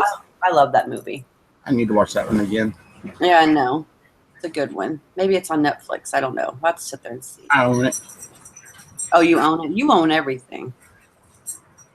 Yeah. Hey, I don't want to alarm you, but there's a man behind you. Yeah, he's making popcorn. He's making my triggered food. I'm watching my favorite Martian upstairs. Oh, he's watching my favorite Martian upstairs. I like that show too. Yeah, he's fancy. He's fancy. You know, but guys, I mean, really, depression sucks, and we all go through it. Yes. I mean, even Garrett helped out tonight. He made dinner for the kids and him, even though it was French toast, my weakness, because I love French toast. I couldn't have it, but he offered to make me something else. Yeah, Right? cottage cheese and tomatoes and chicken, and Yes. that looked disgusting, but it also looked so damn good at the same time. I have a cheese obsession. I can't help it. I love anything cheese, cottage cheese. Y'all know about my cheese place here in Ohio, so I Oh love my God, I have an obsession with blue cheese right now. I was at Kroger's today, Get out my chicken. and they had blue cheese crumbles on manager special, like nice sized tubs, like tubs this big, or like that thick. $1.69. Oh wow. About every one they had. I bought 4. I'm thinking, oh. So what I do? I said, well, I need to go get. I went and bought 4 bags of croutons to go with it. Did I buy any salad? Any lettuce? No, but I think I'll put that on my grocery list for tomorrow. Yeah, I got the same obsession, but it's with stinky cheese. Yeah. I mean, I haven't had a crouton since surgery, but Don't I've had toast, and have croutons. They're my ones. I want croutons. I can go through. Could he make any more noise back there? Popcorn seeds out of the bag. I can go through 2-3 bags a week. We're making Sister Skillback hungry, she said, with all this talk with cheese. Sorry. She should go back and watch some of my cheese hauls, huh? Oh yeah, but you know, cheese, that's better than us talking about chocolate. Oh, God, yeah. What? Chocolate? Don't get him going. Yeah, I had like lots of chocolate today. I mean, and you know, and that's the I don't give a shit, Michael, Yeah. that I get in this stage. It's like, oh, I've had some regain. Screw it. And that's the depression talking. But you know, I can guarantee if someone would have came to me and said, hey, I'm having a problem with this and that, you know, I want chocolate, I would have talked them down off the ledge as I'm shoving a piece of chocolate in my mouth. Guilty of doing that myself. No, I don't want to. Yeah, so it's like, I know, because I'm guilty of it too. Oh, drink your water. And I'm not drinking my Water, I'm drinking a cup of coffee. Take your vitamins. I'm not taking my vitamins, but you take your vitamins. It's bad. I know. Put the alcohol down. Put the glass of wine down. Put the shot glass down as I'm taking a drink. Right. You know, and today's video with, you know, Pink Fish Lily, it really opened my eyes. It's like, I don't want to sit there and have that happen to me too, because that scares me. Because, you know, we made a commitment when we sat there and we had that surgery. We had a commitment made that we're going to take care of our bodies and do this right, and we go back to our old ways. And that's the hard part about it. Of neglecting ourselves and putting other people before ourselves. And we all go through the point where we feel like we're being selfish because we're putting ourselves first. Yeah. We're doing what we need to do for ourselves. And then it's like, oh my God, I'm being so selfish. So we back off. Yep. And we slip back into the ways of, and as I'm saying, that's all another sign of depression. Yep. Where we're putting everyone else's needs and wants before our own. Yep. And see, I think that's happened to me after I had weight loss surgery. I sat there and was like, okay, I'm going to make healthier meals. And I was making the kids and everybody else suffer because they were like, this ain't fair. This ain't fair, Mom. We got to sit there and eat all this food that you're eating. It's not fair. So what did I do? I sat there and made them happy and started making those foods. Making the pizza and the French toast and the biscuits and gravy and do I want to cook 2 meals? No, I'm not going to cook 2 meals. Yep. So what do? I eat the biscuits and the gravy and the pizza and the French toast and the pancakes and oh, we're tired of not having sodas in the house, and Yep. what do I do? So, oh, no, we brought sodas in the house, and it's like I can't deprive my family forever because I don't want that stuff, and I don't have the willpower to not Say no. 2-liter Coke. I did. One of my things that I did find, oh my God, I was so ecstatic. This was the Fat Michael, and I'm gonna have one right now because I'm bad. It is a 0 though, but it's mellow yellow. I saw you post that in where was that? And where were you? North Carolina? You were at Madison's house? I was in South Carolina.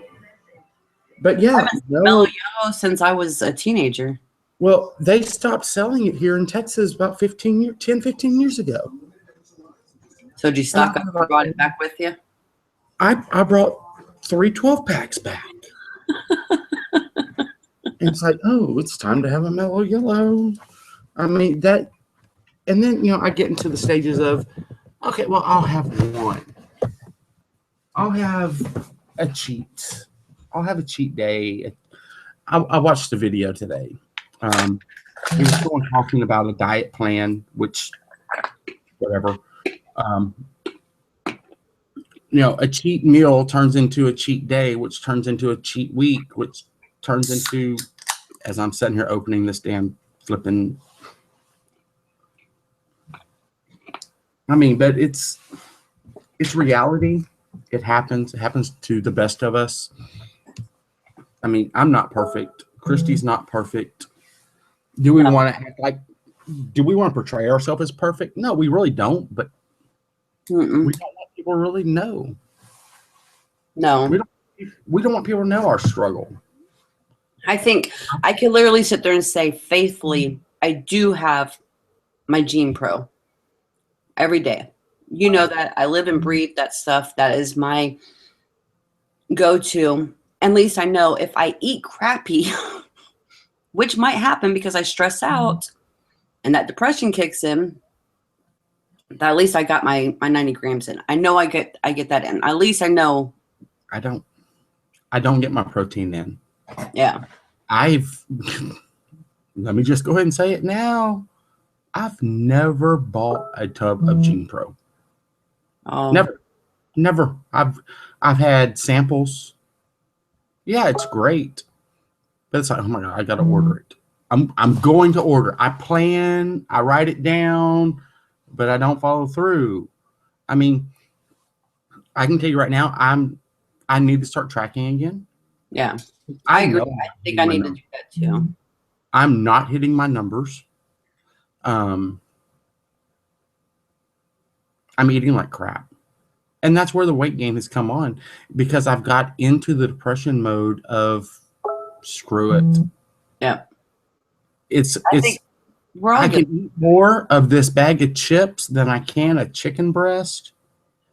I'm really needing to find some different foods because I'm stuck. I got stuck in a rut. You can ask anyone in my family, hey, what do we eat?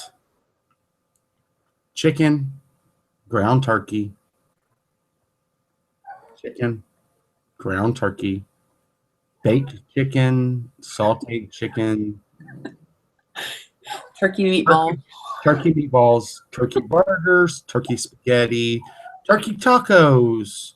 I'm guilty of it too. I buy chicken and ground turkey all the time. So it's like I stop buying pork, I stop buying steak, I stop buying ground beef because that's what I can eat. So I make it because that's what I can eat. So I've made every dish you could think of with ground turkey and chicken. And my kids look at me like, again, we're having baked chicken fajitas again. Oh, we're having chicken bacon meatballs again. Oh, we're having turkey tacos again. Right. You can only dress a chicken up so many times. And can we buy some beef? Can we buy some pork? No, I'm not going to buy pork because I know I cannot eat a pork chop. Yep. I can't eat a tenderloin. A steak I can eat a steak, but it's going to tear me up. Yep. And it's like, I asked the kids, hey, what do y'all want me to buy from the store? They said ground chicken and turkey. Because they know I'm not going to buy anything else. Oh, ground, yeah. Who else buys 4 dozen eggs at a time? Because I eat flipping 4 dozen eggs. I'll buy 6 or $50 worth of cheese. 6 or 7 blocks, 8-ounce blocks or 1-pound blocks of cheese at a time. I eat cheese, eggs, turkey, chicken, cottage cheese. It's like the staples of a weight loss patient: turkey, chicken, cheese, water. It's like, Turkey, chicken, cheese, water. Oh, well, screw the water. I'm not going to drink the water. I'll eat the cheese and the turkey and the chicken. But I ain't going to talk about the 3 bags of Cheetos I bought and the 2 bags of Frito corn chips. Because I'm gonna hide those from y'all, and I'm gonna sit over here. Look, I made this beautiful chicken dish as I'm shoving in Cheetos. Because the Cheetos will go down easier, and I get comfort from them where I don't get comfort from the turkey. right. I agree. It's happened here. Hey, guys, Yep. I'm scrambled up in the head. I've had too many scrambled eggs. Now, wait a second. I did make a dish. What was it? A couple weeks ago. I posted it on Instagram and Facebook. I don't know if anybody saw it, but I made a Scottish egg. That was amazing. The hard-boiled egg with the meat. Yeah. Yes, it was actually amazing. And that was like the first time that it tasted like something different, instead of making my normal thing. But that thing was, but they were huge because you have to sit there and wrap a meatball around an egg. Yeah, and then you go to eat, and it's like, oh my God, it's so good, but I can only eat 2 flipping bites of it, and then that depresses you because you really want to eat the whole thing because you're depressed, so you want to eat, and then you can't eat, so it makes you more depressed, and then it's just like a damn vicious cycle. I agree because I felt the same way after eating that damn thing too. I ate a half of a half, and it's like, You ate a quarter of it, and it was like, oh my God, it's so good. I want to eat more. Yeah, so I left the other half. I know if I eat more, I'm going to hurt, and I'm going to throw it up. Right. So I left the other half on the counter. It's like, okay, yeah, and you pick at it all day long. And picking is not good. No. Raising is not good. And it's like, I am guilty of being a raiser so bad. That's what I do. I pick all day long. I need to go back to the old way. What is everybody? Back to the basics. Yeah. Everybody's gonna say we got to go back to the basics, but you know what? We just got to change it up. We got to sit there and be consistent. We have to sit there and do right, because if not, we're gonna sit there and fuck ourselves up. And that's what brought us to the weight loss surgery. And it's like, I was happier when I was doing the right thing. And then I sat there and was like, oh, I'm gonna try some popcorn. Should have never tried it. Should have never tried it. Should never tried the popcorn. Should never have tried chips. I should never have tried a flipping Coke. Yep. A Coke. We don't listen. It's a Coke to me. I'm in Texas. Everything's a Coke. Yeah, we call it, it's pop out here. I'm going to go through comments real quick because Sister Scaleback, she says, I think it's great that you're both putting this honesty out there. It is very much needed in this community. And I agree. That's why I wanted to do this, because it's something that we don't see a lot of people talk about. You see little clip videos about 5-10 minutes worth of people talking about it, but that's not it. We wanted to sit there and be completely honest. Mm-hmm. Rob is in here. He says, hi, guys. So glad to see you. Michael, I have missed you, and I'm glad you're okay. Daddy was worried. Hug, guys. Hugs, Robbie. Sister Scaleback said, now, well, I'm going to make me an omelet, a cheese omelet. Laugh out loud. Oh, I'll make me a big old cheese omelet, and then I'll get depressed because I can't eat the whole thing. I mean, it's win or lose. It's a vicious cycle. I mean, I need to get over it. I think talking this out has really helped me. Getting it out there, talking it out. I mean, it's like I've got all this. It's like I was talking to Angela, you know, oh, I need to meal prep. Sunday's my meal prep day. I need to meal prep tomorrow. I planned what I was going to meal prep. And it's like, but I know tomorrow when it comes down to it. You want me to send you a pad and make you a plan? I mean, if you look at my desk, I mean, I've got sticky notes. I've got it. I write shit down, but then I because I scribble, I don't write. I scribble, and it's like, what the hell does that even say? Meal plan, chicken. Oh, I see chicken. Oh, we're having chicken again this week, guys. But, you know, someone called me out tomorrow. Someone asked me, Michael, tomorrow night, someone asked me, did you meal plan? Send me a text, send me a message, put it on my Facebook page. Did you actually plan your meals? Did you actually do any prep work? I mean, even if I just go in there and I chop up some damn vegetables and put them in a baggie where it cuts time off when I get home. I mean, slice up a couple of bell peppers and a couple of onions because I'm going to have onions and bell peppers in probably at least three dishes I'll make next week. Because I'll probably have fajita baked chicken again. I'll probably have tacos again next week. Yeah, we're asking you. Call us on our bullshit tomorrow. Call us all week. Call us on our bullshit, because I think we all need to be called on our bullshit, because I think some of us, you know, we start off real hard and strong January 1st. Oh, we're going to do this. Well, some of us do. Not me this year.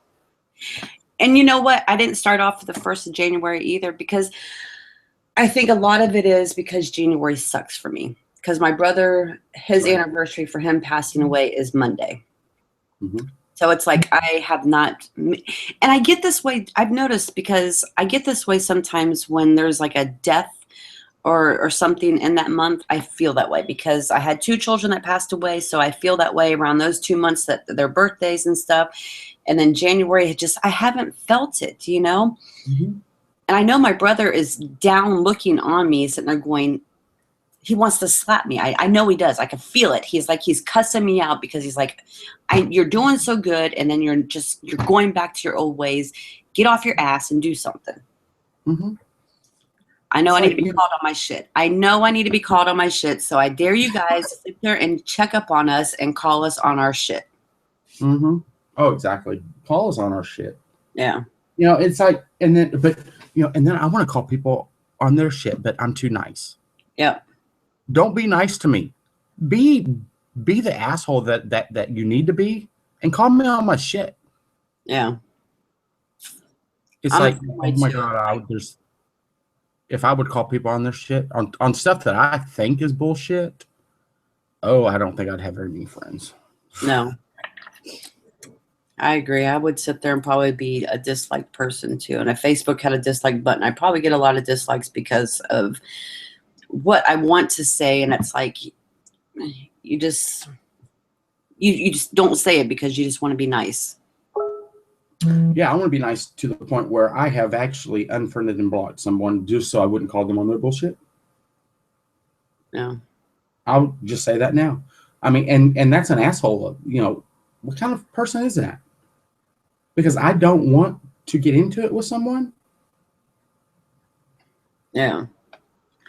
That's a whole nother topic. I'm eating moon cheese.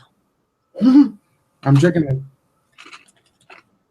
You know, hey, there's nothing in this damn can. 0 calories, 0 everything, and only 50 mgs of sodium. We've been on for an hour and 17 minutes talking about depression. It's been depression and all kinds of crazy shit. It's been all over the place, really. But it all comes back to the depression and how dark it can be. Yeah. I mean, there's days I don't want to get out of that bed. I mean, I know I have to leave my house by 6 o'clock in the morning. I need to leave my house by 6 o'clock in the morning. How many days does it take Angela almost to pull me out of the bed 5 minutes to 6? because I could literally just lay in bed all day long. Yeah. Because I just don't give a damn. Another sign of depression. You want to stay in bed. Believe me, because there's times I want to sit there and stay in bed and just veg out and be on and watch TV. Yeah, and then it's like, okay, well, no, okay, I'm going to get up and I'm going to do this, I'm going to do that, and I piddle here and I piddle there and never accomplish a damn thing. And what does that do? That, that makes me even more depressed because I didn't really accomplish anything, but I'm too scattered brain from the depression to focus on one thing at a time. Mm-hmm. It sucks. It's hard. And like I said in the past, I wish the doctors would have sat there and said something to me after surgery. I know Michael, Alicia, Lena, all told me that there would be mind games after surgery. A lot of people told me that. I was like, okay, I can handle it. I'm going to be strong. I'm going to, be the trooper and this and that. It was nothing even like what y'all sat there and told me. Because it was like 10 times worse in my head. I mean, remember that day I called you? What, I was a week out, and I called you, and I thought I was going to die. I thought I was starving to death because my stomach was making so much noise. And it was like a day before I can eat an egg. And poor Michael's on the phone. He's laughing. He's laughing at me on the phone. He's like, you're crying. You are almost hysterical in tears. I was like, and I said, go scramble you a flipping egg. I can't eat it yet. I said, go scramble you an egg. Sure, you're going to eat a bite, but it's going to be like heaven in your mouth. That's what he told me. He's like, get off the phone, go scramble a soft egg, and he said, call me back later. You're going to be okay. I'm like, I can't do it. I can't. I'm not supposed to eat till tomorrow. He's like, go make you a damn egg. It's okay. You're not going to die. I thought I was dying, guys. I really did. I was like, good Lord. I've never, because I went. A Hallmark show came on. Flip, it was Herbie. It was the love bug. I was crying over Herbie. I mean, the emotions that you go through, it's like it's a friggin' roller coaster of shit that you go through. And your normal friends, what does everybody call them? Normies? Normies? Yeah, your normies are like, what the hell's wrong with her? They're giving you the eye like, why are you crying over Herbie? Why you sit there crying over that? Or this is the new thing. This is the new thing now. They sit there and they make a dish. Well, go ahead and eat something. You can eat that. You can eat that. No, I can't. Oh, you can have one bite. It ain't going to hurt you. But okay, I'll try it. Thank you. Yeah. So to shut them up, you sit there and you eat it. And it's like, then you're feeling sick to your stomach and you're nauseous and everything else. And then you're like, oh, well, I ate that popcorn, no problem. And, Oh, well, I've learned. Try a little bit more. Let me eat a little bit more. It's like I was at work. It was before Thanksgiving. And they all know I've had weight loss surgery. I've known these people that I worked for when I was huge, and they're all proud of me and all that. But they're like, a lot of the employees, they had like a pizza day. Everyone pitched in for pizza. I didn't pitch in. I was like, no, I'm not going to pitch in. And they were like, hey, well, there's still some pizza. You want a piece? I was like, no, I really shouldn't eat that. Oh, come on. One piece is not going to hurt you. So I gave in because I know I can eat pizza, but that's me trying not to eat pizza. So I grabbed a piece of pizza. I was like, I'll just eat the toppings off of it. I ate the toppings off of it. I licked the crust, and then I ate the crust. Then you kick yourself in the ass the rest of the day, right? I hate it because now I'm sneezing and hurting because I should have only had a couple of bites of the crust, and I ate the whole damn thing, and now my stomach is hurting. And then I get depressed because I ate it. Because the next morning you see it on the scale, right? Well, no, because I stopped weighing myself. Did you?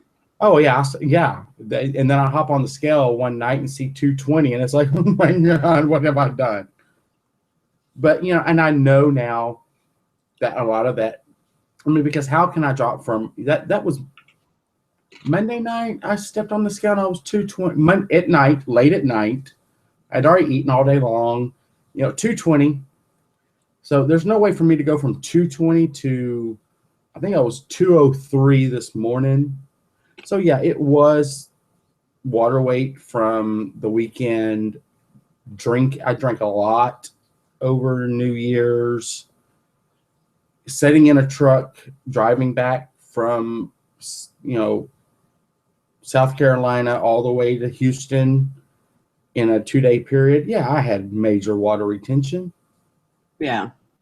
But when I saw that number on the scale, Angela saw the look in my face, look in my eyes. I was terrified. But was I terrified enough not to eat the crap the next day? No, I wasn't. Stop us. Was I terrified enough not to pick up the soda? No, hold on. No, let me have another drink. Yep. So, I mean, we all screw up. But when we can verbalize it and put it out there that, yeah, hey, I'm screwing up. And I've done that several times throughout the past 3 years. I do find myself getting back on track. When I actually come clean and tell people, yeah, I'm fucking up big time. Yeah. It's like, oh my God, I need to do better. I need to be the better person. I need to be the pillar that people keep saying I am, and the role model and the motivator and the inspiration. I mean, it's like I popped up a picture on Thursday of a Throwback Thursday picture. It was a side-by-side of me. No, it was Tuesday. It was Transformation Tuesday. And, oh, you're such an inspiration to me, Michael. And it's like, I hear them saying that, and it's like, but I'm not. If you actually knew how unhealthy I still am. Yeah. Sure, I hate these words. Losing the weight was actually easy for me. Mm-hmm. It was easy. Did I exercise during my honeymoon phase? Did I exercise during my major weight loss? I didn't. I had gym memberships. I would go strong this week, but I'd slack off for the rest of the month. And the weight fell off of me. Where I know some people that struggle to lose every single pound they lose. Right. I did. I ate good. I didn't exercise. I didn't walk. But I see it now, though, with the regain. Being 3 years out and having this little bit of regain, I mean, it's almost like I need to go on a diet. Because, yeah, I can eat the right foods and the right amounts. I mean, I can still only eat 3 ounces at a time of a protein, of a firm protein or dense, whatever it's called, protein. So I know my sleeve is not stretched or messed up. It's just that I've got so much crap in my system that it's so hard to lose the weight again. Just need to detox yourself out of the crap. And But before I can do that, I need to get past this depression shit. right. But if I do that, that would help the depression. So it's like I've got the depression Double standard. pulling me back as I'm wanting to pull forward, but it's pulling this away in winning. Yeah. I need to pull harder and not let it win so much. Right. And I think this is where it comes in with a lot of the people in the weight loss community, because there is a good connection with people out there that truly support others out there. Because I know if any of us sit there and post anything on one of the WLS Facebook groups, or even on our personal page, there's good people out there that will be like, I'm with you, Christy. I will support you. I will be there. And there's a few people that will be out there checking on you daily to see if you're, not calling bullshit. I know there's a few. There's a handful. I mean, and I used to be that person. Yeah. And Believe then- me, you used to call shit on me all the time. And then I got in a rut and I got into the depression, and it's like, I mean, I'm on Facebook. I'm a lurker right now. I see, I'll push the like button. I'll make a comment. Hey, good job, but I'm not at that point right now of I'm needing the help. I need the help. Yeah. I'm not at the point of giving the help right now. Yeah. And that is so hard for me to say, that I need the help. And where the point where I need it so bad that it's hard for me to give the help. Yeah. I know, I'm in the same boat. You know how I feel about this. And it's like, it's just, we need the help, and we feel like we get sabotaged. Being able to accept the help is even harder. Yeah. Yeah, that's the hard part with me too. It's like, I just don't feel like I can sit there and it's hard enough to ask for the help, but it's even harder to accept it. Yeah. Oh, I know.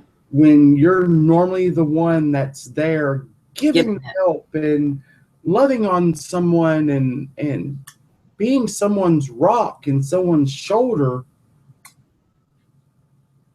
it's hard to put yourself on the other side of that and let someone else take on the burden and listen to you gripe and complain and cry and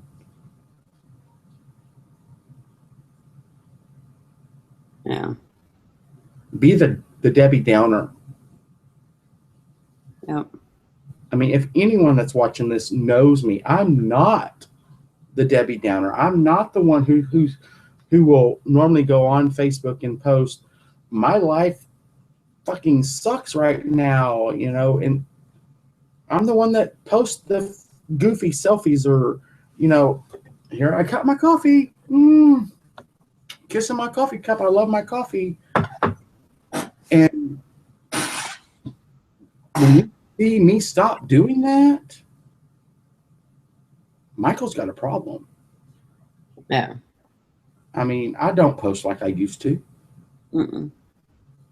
I don't post in the groups like I used to. There for a while, I abandoned my main wall, and I was heavy in groups, giving support and being goofy and having a good time. And I'm not even there now.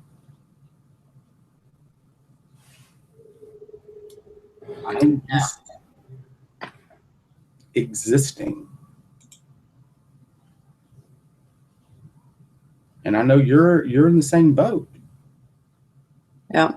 We've talked about it before. It's like, I just want to pull back completely to try to fix everything. But then I think about pulling back completely, and then that depresses me. Yep. It's like, oh, if I just and then it's like, okay, I'm going to pull back and not do as much. And then I start thinking, will anybody even notice? Yeah. Remember, I told you the exact same thing too. I told you the exact same thing. I said, I was going to pull away from Facebook, YouTube. I was not even going to be on the show for this month, for January. I told Michael, I said, I'm just going to pull away from everything. I can't deal with it right now. And then I thought about it. I'm like, why am I going to let this beat me?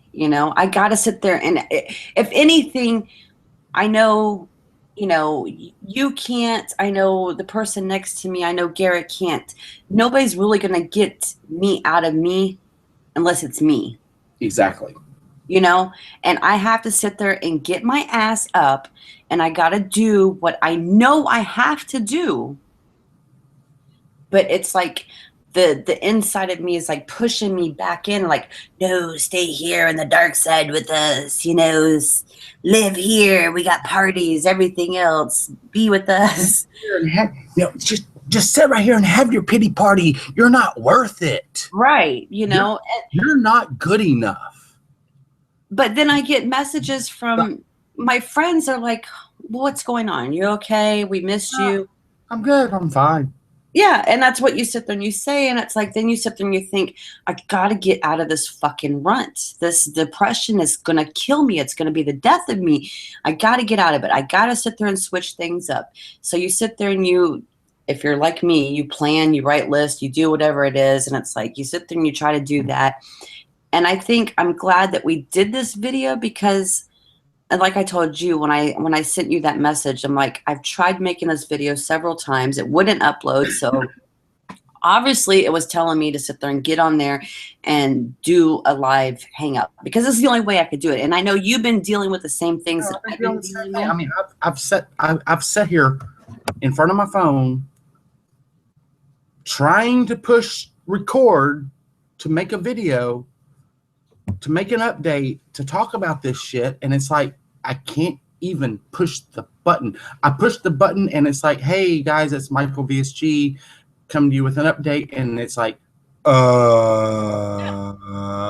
my it goes blank, and then it's like I cannot say what I really want to say, like, oh my god, where the fuck am I at right now? Yeah. Why let me have another piece of candy. It's like I can't get the words out into a video to actually put it out there. And then when I start thinking about the words that I need to say in the video, and it's like, they don't want to hear that. Yeah. They don't want to hear, but they do want to hear the struggles. They do want me to be as real as we can be. But we're too scared to tell them. But I'm too scared to let them know or see where I'm at. Yeah. And what's going on. I need to be able to turn that filter off, let that guard down, put the video out there where it's saying life sucks. Life is not easy. I don't give a fuck if you're going to give me a thumbs down because I'm not the chipper, happy, go lucky Michael that y'all like to see and that y'all want, and that is the rock for everybody. I am just as messed up or as screwed up as you are. Yeah. Nope. I don't ever say that. Nope. I don't ever let them know. Yeah, oh, Michael has slipped, but I'm back up on that wagon. Yep. I've We don't want people to see. We don't want people to see that we sit there and we face. that we're normal. Yeah. I want people to think that I'm the flipping weight loss rock star that people say I am. Yep. But I'm not. Nope. I mean, it's like someone, it's been a while. I mean, it was probably a year ago or 6-8 months ago. I believe it was Jennifer Bleachard. She made a post or sent me a message on my wall telling me, what a pillar in the community I was and how grateful she was that I was around. And I read it and I was like, thank you. I really appreciate that. You're awesome. And I'm thinking, but I'm not. I need to live and learn. I mean, take my own advice. Taking my own advice is the hardest thing to do. I can give the good advice. I can tell you how to do it. Because we're the givers, we're not the receivers. That's what we are. Me and you are givers. We're not receivers. Yeah. I can tell you how to do it, what to do, how, what works. What I know works, but am I doing it? Not always. Do I want to do it? Hell yeah, I want to do it. But is it easier to pick up that bag of Cheetos? Oh, that's comfort. Mm-hmm. And where does that comfort give you? 204 pounds. Yep. And then, it's like, I think I talked to Rob about it before. Oh, okay, yeah, I've had some regain, 5 pounds. Yeah, it was only 5 pounds. I've lost 200 and something pounds. What's 5 pounds? They technically say I'll bounce back 20 pounds, but I'm not going to do that. Oh well, 5 pounds. 5 pounds turns into 6 pounds. 6 pounds turns into 12 pounds. Yep. It's like, where do you put the stop? Where do you stop the cycle and pull your ass out of the hole that you've dug yourself into, that you've drowned it in your own self-pity and wallowed around in? When have you wallowed around in it long enough? We don't know when. You don't know. Because no one's calling us on our bullshit, because they see the fake side of us. I'm just being honest. You do. You see the fake side. You see that Chipper Christie doing her giveaway video. And then after that video, what did I do? I sat there and uploaded it, went on the couch, stayed on the couch, watched TV. What I do? I sat there and got a bag of popcorn and ate popcorn while I was doing it. But I know tomorrow's going to be a happy day because I get to work in the planners, so I get to make all these lists and these wishful thinkings and stuff like that. And it's like, I just need to get out of this rut, crappy mood, depression, whatever you want to call it that I'm in, and do what I'm fucking supposed to do. That's what I got to do. Mm-hmm. And that's why I wanted to make this video. I wanted to sit there and get out there so people could see that it's not always sunshine and rainbows and fairy tales. The struggle is real, folks. Demons and dragons and darkness and whips and chains. Oh, that's another video. Michael Myers and Jason are in there and stuff. I mean, we're not talking about like we want to kill people. We're just talking about we're just in a dark place that just... It's dark. Depression is very dark, gray, no color. And the sad thing is, I think we both know what we have to do, but we just haven't done it. We haven't hit rock bottom hard enough to do it. Exactly. It's like an alcoholic. An alcoholic has to hit rock bottom before they want to sit there and... Maybe that's why we're doing this video. Maybe we have hit that point. Yeah. Where we know we need to pull ourselves out of this. That's true. Maybe this is our rock bottom. That's why this all kind of came together to do this video, that we could sit there and say. Mm-hmm. Maybe in the morning after we wake up and we see comments from this video or people talking about it, if they talk about this video, but we could sit there and see that, okay, it's time to wake up. Yeah, it's time to wake up. It's time to pull my ass out of this hole, brush myself off, get back on track one more time.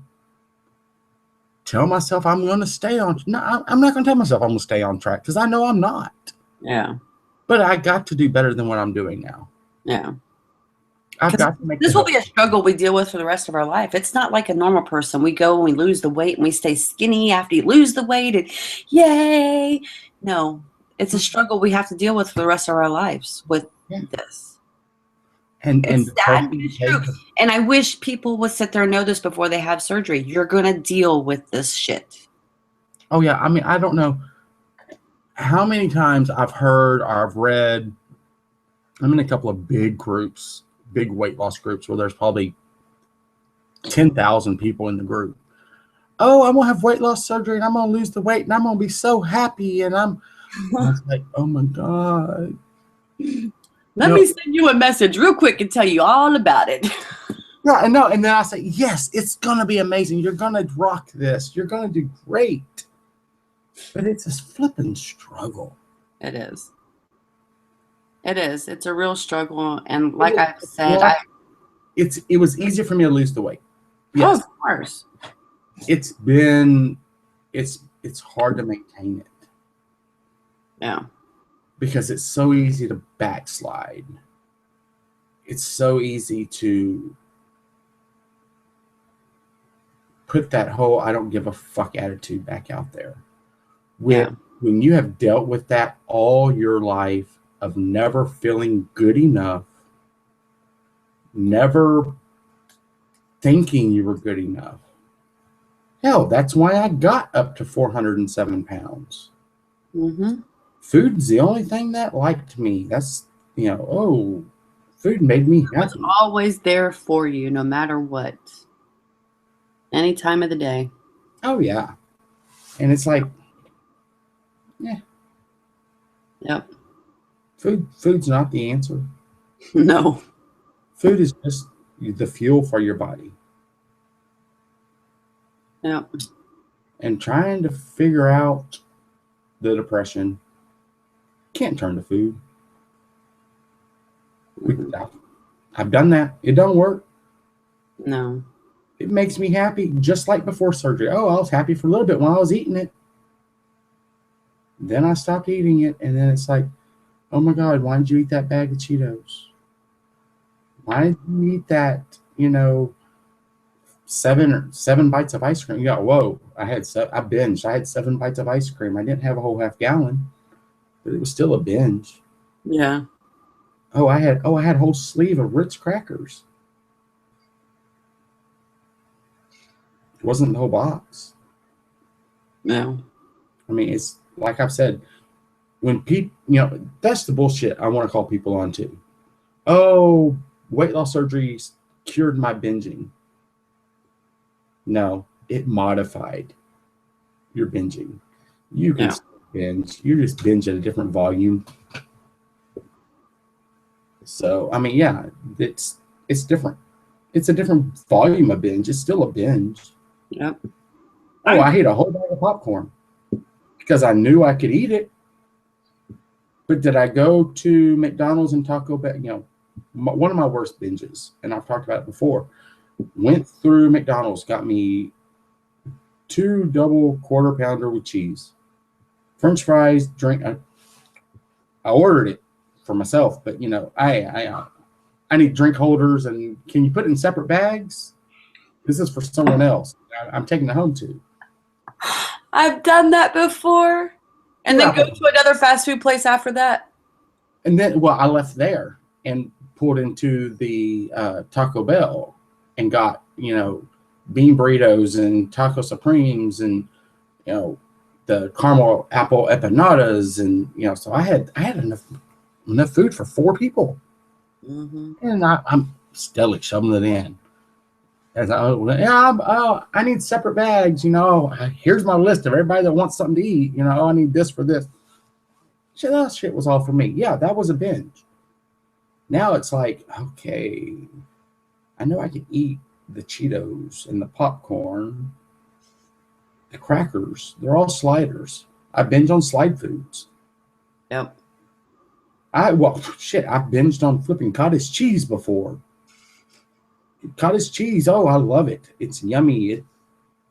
It don't fill me up. Yep. But is it something that I need to sit down and eat a whole pint of cottage cheese?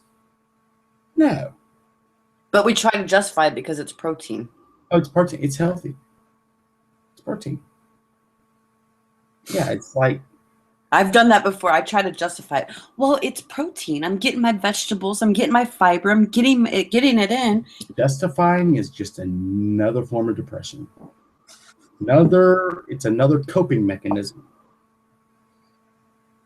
Yep. So. Yeah, I'll call bullshit right now. You say you can't binge, you lying to yourself. Sure, you might not be able to a month out, 2 months out, 3 years out. Yeah, you can binge. It's just different. Yep. I agree. And depression causes my binge eating. Mm-hmm. Depression, stress, a simple mood change, being on your period. I mean, it's all. Oh my God, let me tell you about my period. Life in general is a binge, let me tell you. Oh, and then when Michael gets on his period, watch out, people.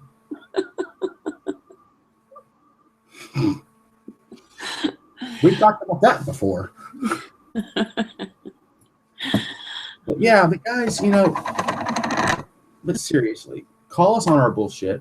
Call someone on their bullshit. Yep. Hashtag that shit. Call us on our bullshit. Yep. And if you're depressed, reach out to someone. It might not be a good idea to reach out to me and Christy right now.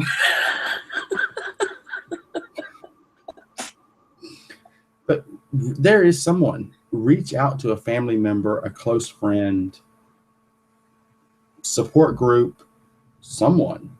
Yeah. Reach out to them, talk to them, find something. Find someone. I agree. There's someone always out there to help somebody. So, we just got to deal with it. It's one day at a time, like an alcoholic. It's one day at a time. That's what we got to take. And maybe, hopefully, I'm praying to God that this is our rock bottom, Michael, and that we wake up tomorrow and we see it. We wake up tomorrow, we grab our planner, we plan out our week. We are happy.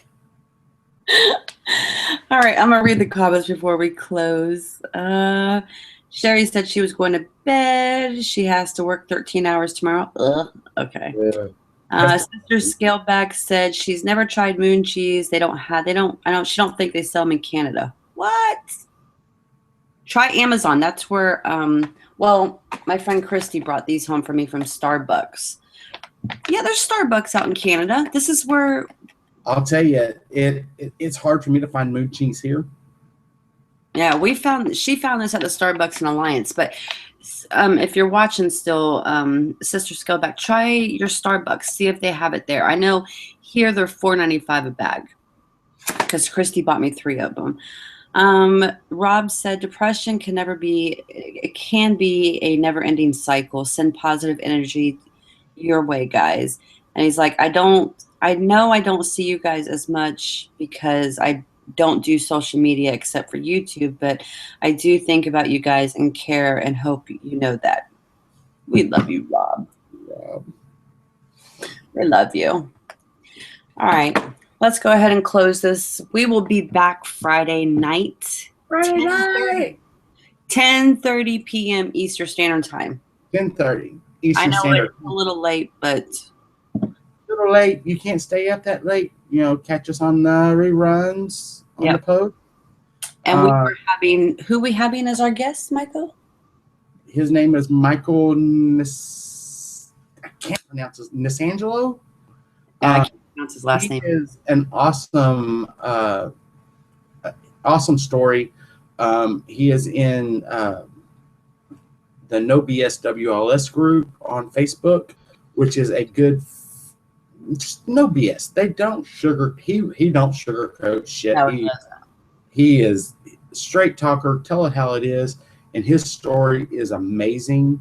The fights with his weight and fitness, and he rocks. He's a really good motivator and straight talker. So come check us out Friday night and watch him. We will all be there. It'll be me and Christy and Donna. It's going to be amazing. Yeah, Dennis will be with us too that night. Dennis will be with you. Yes. Yeah. So, don't forget to enter the giveaway for Sizzle This for the mushroom coffee and hot cocoa. Mushroom coffee. We're hoping to do a review with them. We're waiting for a shipping confirmation to come with them, but we are doing a giveaway, and it ends on the 14th. So we'll announce the winner on the 15th for that. I have a giveaway on my channel. You'll see it. It's in a color box that says giveaway for this planner is amazing, guys. If you didn't see the video, go check it out. This life planner. Hey, it's a 20-minute video, but it's worth watching, guys. That planner's pretty cool. You got to admit, Michael, that's a pretty cool. That planner is pretty cool. And those stickers, oh my God, she is amazing. Yes, she is. And she does our custom stickers for us for Sizzle This, which you can buy them at her shop. So I'll try to link everything down below. I think the Sizzle This Facebook and YouTube and Instagram page is all down below. But if not, I'll link it once it's posted. So, but thanks for joining us. Thank you. Depression's a bitch, and we're trying to get over it. Life's a bitch sometimes. Yeah, so. Call us on our bullshit. Yeah, call us. We dare you to call us on our bullshit. So we love you guys, and we'll see you Friday and talk to you later.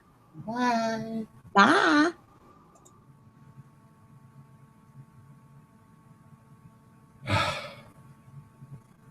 Did it stop? Okay. Maybe that will help us.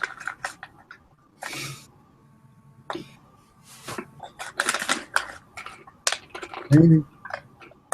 I think it was a good show. Or good. Why does yours still say live? I don't know why it still says live. It's off. It's off. It's not live on her side. Yeah, I mean, it's, and we don't put it out there. We don't say it. We're not the people that ask for help. We are the givers. Yeah. And it's like, it's hard to accept that. Sorry, I have a mouthful of moon. Hello? Where'd you go? Where'd you go? You there? I don't see you.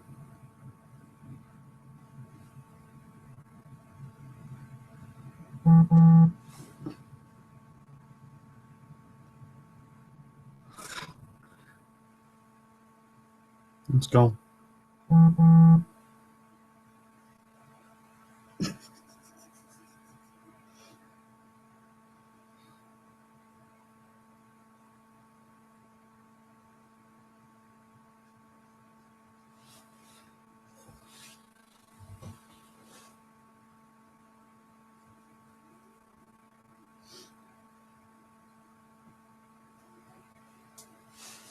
Oh my God, we're still recording.